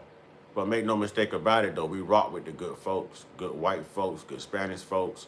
But these people, these people are a different story, ladies and gentlemen. These people are a different story. I think I'm going to go ahead and end this live here so I can be up for my AM live, y'all. I ain't going to lie. I love the AM live. I love that early morning live, y'all. If I had to sacrifice any live, I'd sacrifice the PM live for that AM live. I love that AM live. You know what I mean? So I'm going to end this right here, y'all. I had fun with the trolls. You know what I mean? Yeah, I feel you, Lillian. So I appreciate everybody for stopping by, y'all. I appreciate the support. Lala. I definitely appreciate you for coming through in the clutch tonight. You know what I mean? Turtle Peace, King Fire, FMG, you know what I mean? J-Dub, y'all know what it is. Y'all know what it is. If I missed anybody, it wasn't on purpose. It's all love, man. Get your one-on-one. Get your one-on-one. Get your one-on-one with the real higher power. More Fire, you back. More Fire. More Fire. You back. Next time we see you, you better act like you was born in 1966 and not 2026. All right? I'm gonna let you stay now because you don't put the black power fist up there. You know what I'm saying? You don't put the black power fist up there, so I'm gonna let you get by this time. But next time, please act like you was born in 1966. You know what I'm saying? Real talk. We trying to get somewhere and build, man. We trying to build something. We trying to come together, man. Oh, we ain't gonna let you stay a realistic American shit. We ain't gonna let you stay the realistic American shit. Let's get him out of here. Oh, you like I can't hide you from the channel right now. Christ ain't no king. Christ is a made-up ass white man. Christ is a made-up ass white man. Golly. Come on, Frankie. Come on, Frankie. Come on, Frankie. I ain't Cat Williams Jr. I'm me. You want Cat Williams on his Netflix special. She on his Netflix special. All right, y'all, I'm getting sleepy. I can't even talk, man. Y'all stay prayed up, stay blessed up, stay meditated up, stay protected, stay real, stay conscious, stay uncut, be inspired, be great, be you. Y'all, we got to be like Michael B. Jordan now. You know what I'm saying? We got to be like Michael B. Jordan them, y'all. We got to slay these vampires, y'all. Huh? We got to slay these vampires, y'all. We can't be Stacks. We got to be Smoke. You know what I'm saying? We can't be Stacks. We got to be Smoke. So if you watch the movie Sinners, y'all know it came down to Smoke. Even though he died at the end, it came down to Smoke. Smoke was trying to tell Stacks don't mess with that vampire. Don't do it. He was trying to tell him. Cost everybody their life. $29.77. Money Mike. Yeah, I forgot to mention you too. Money Mike. That's what's up. Money Mike. I'm glad you said something, brother. Y'all be encouraged, man. And be you. Ashe. It's a good movie. But Jesus don't love, Jesus love you. Keep your Jesus shit to yourself, homie. Let me tell you that first and foremost. Don't push your damn religion. That's the easiest way to get kicked out of here. I hate Christians. I hate Christianity. I don't do Jesus and all them white lies. So stop being disrespectful. That's right. I hate Jesus. I hate lying ass white people who lie about religion and brainwash and control people. I hate Christianity. I hate Christians. They are some brainwashed fucks. Y'all some brainwashed, weak-minded fucks. I don't turn the other cheek, homie.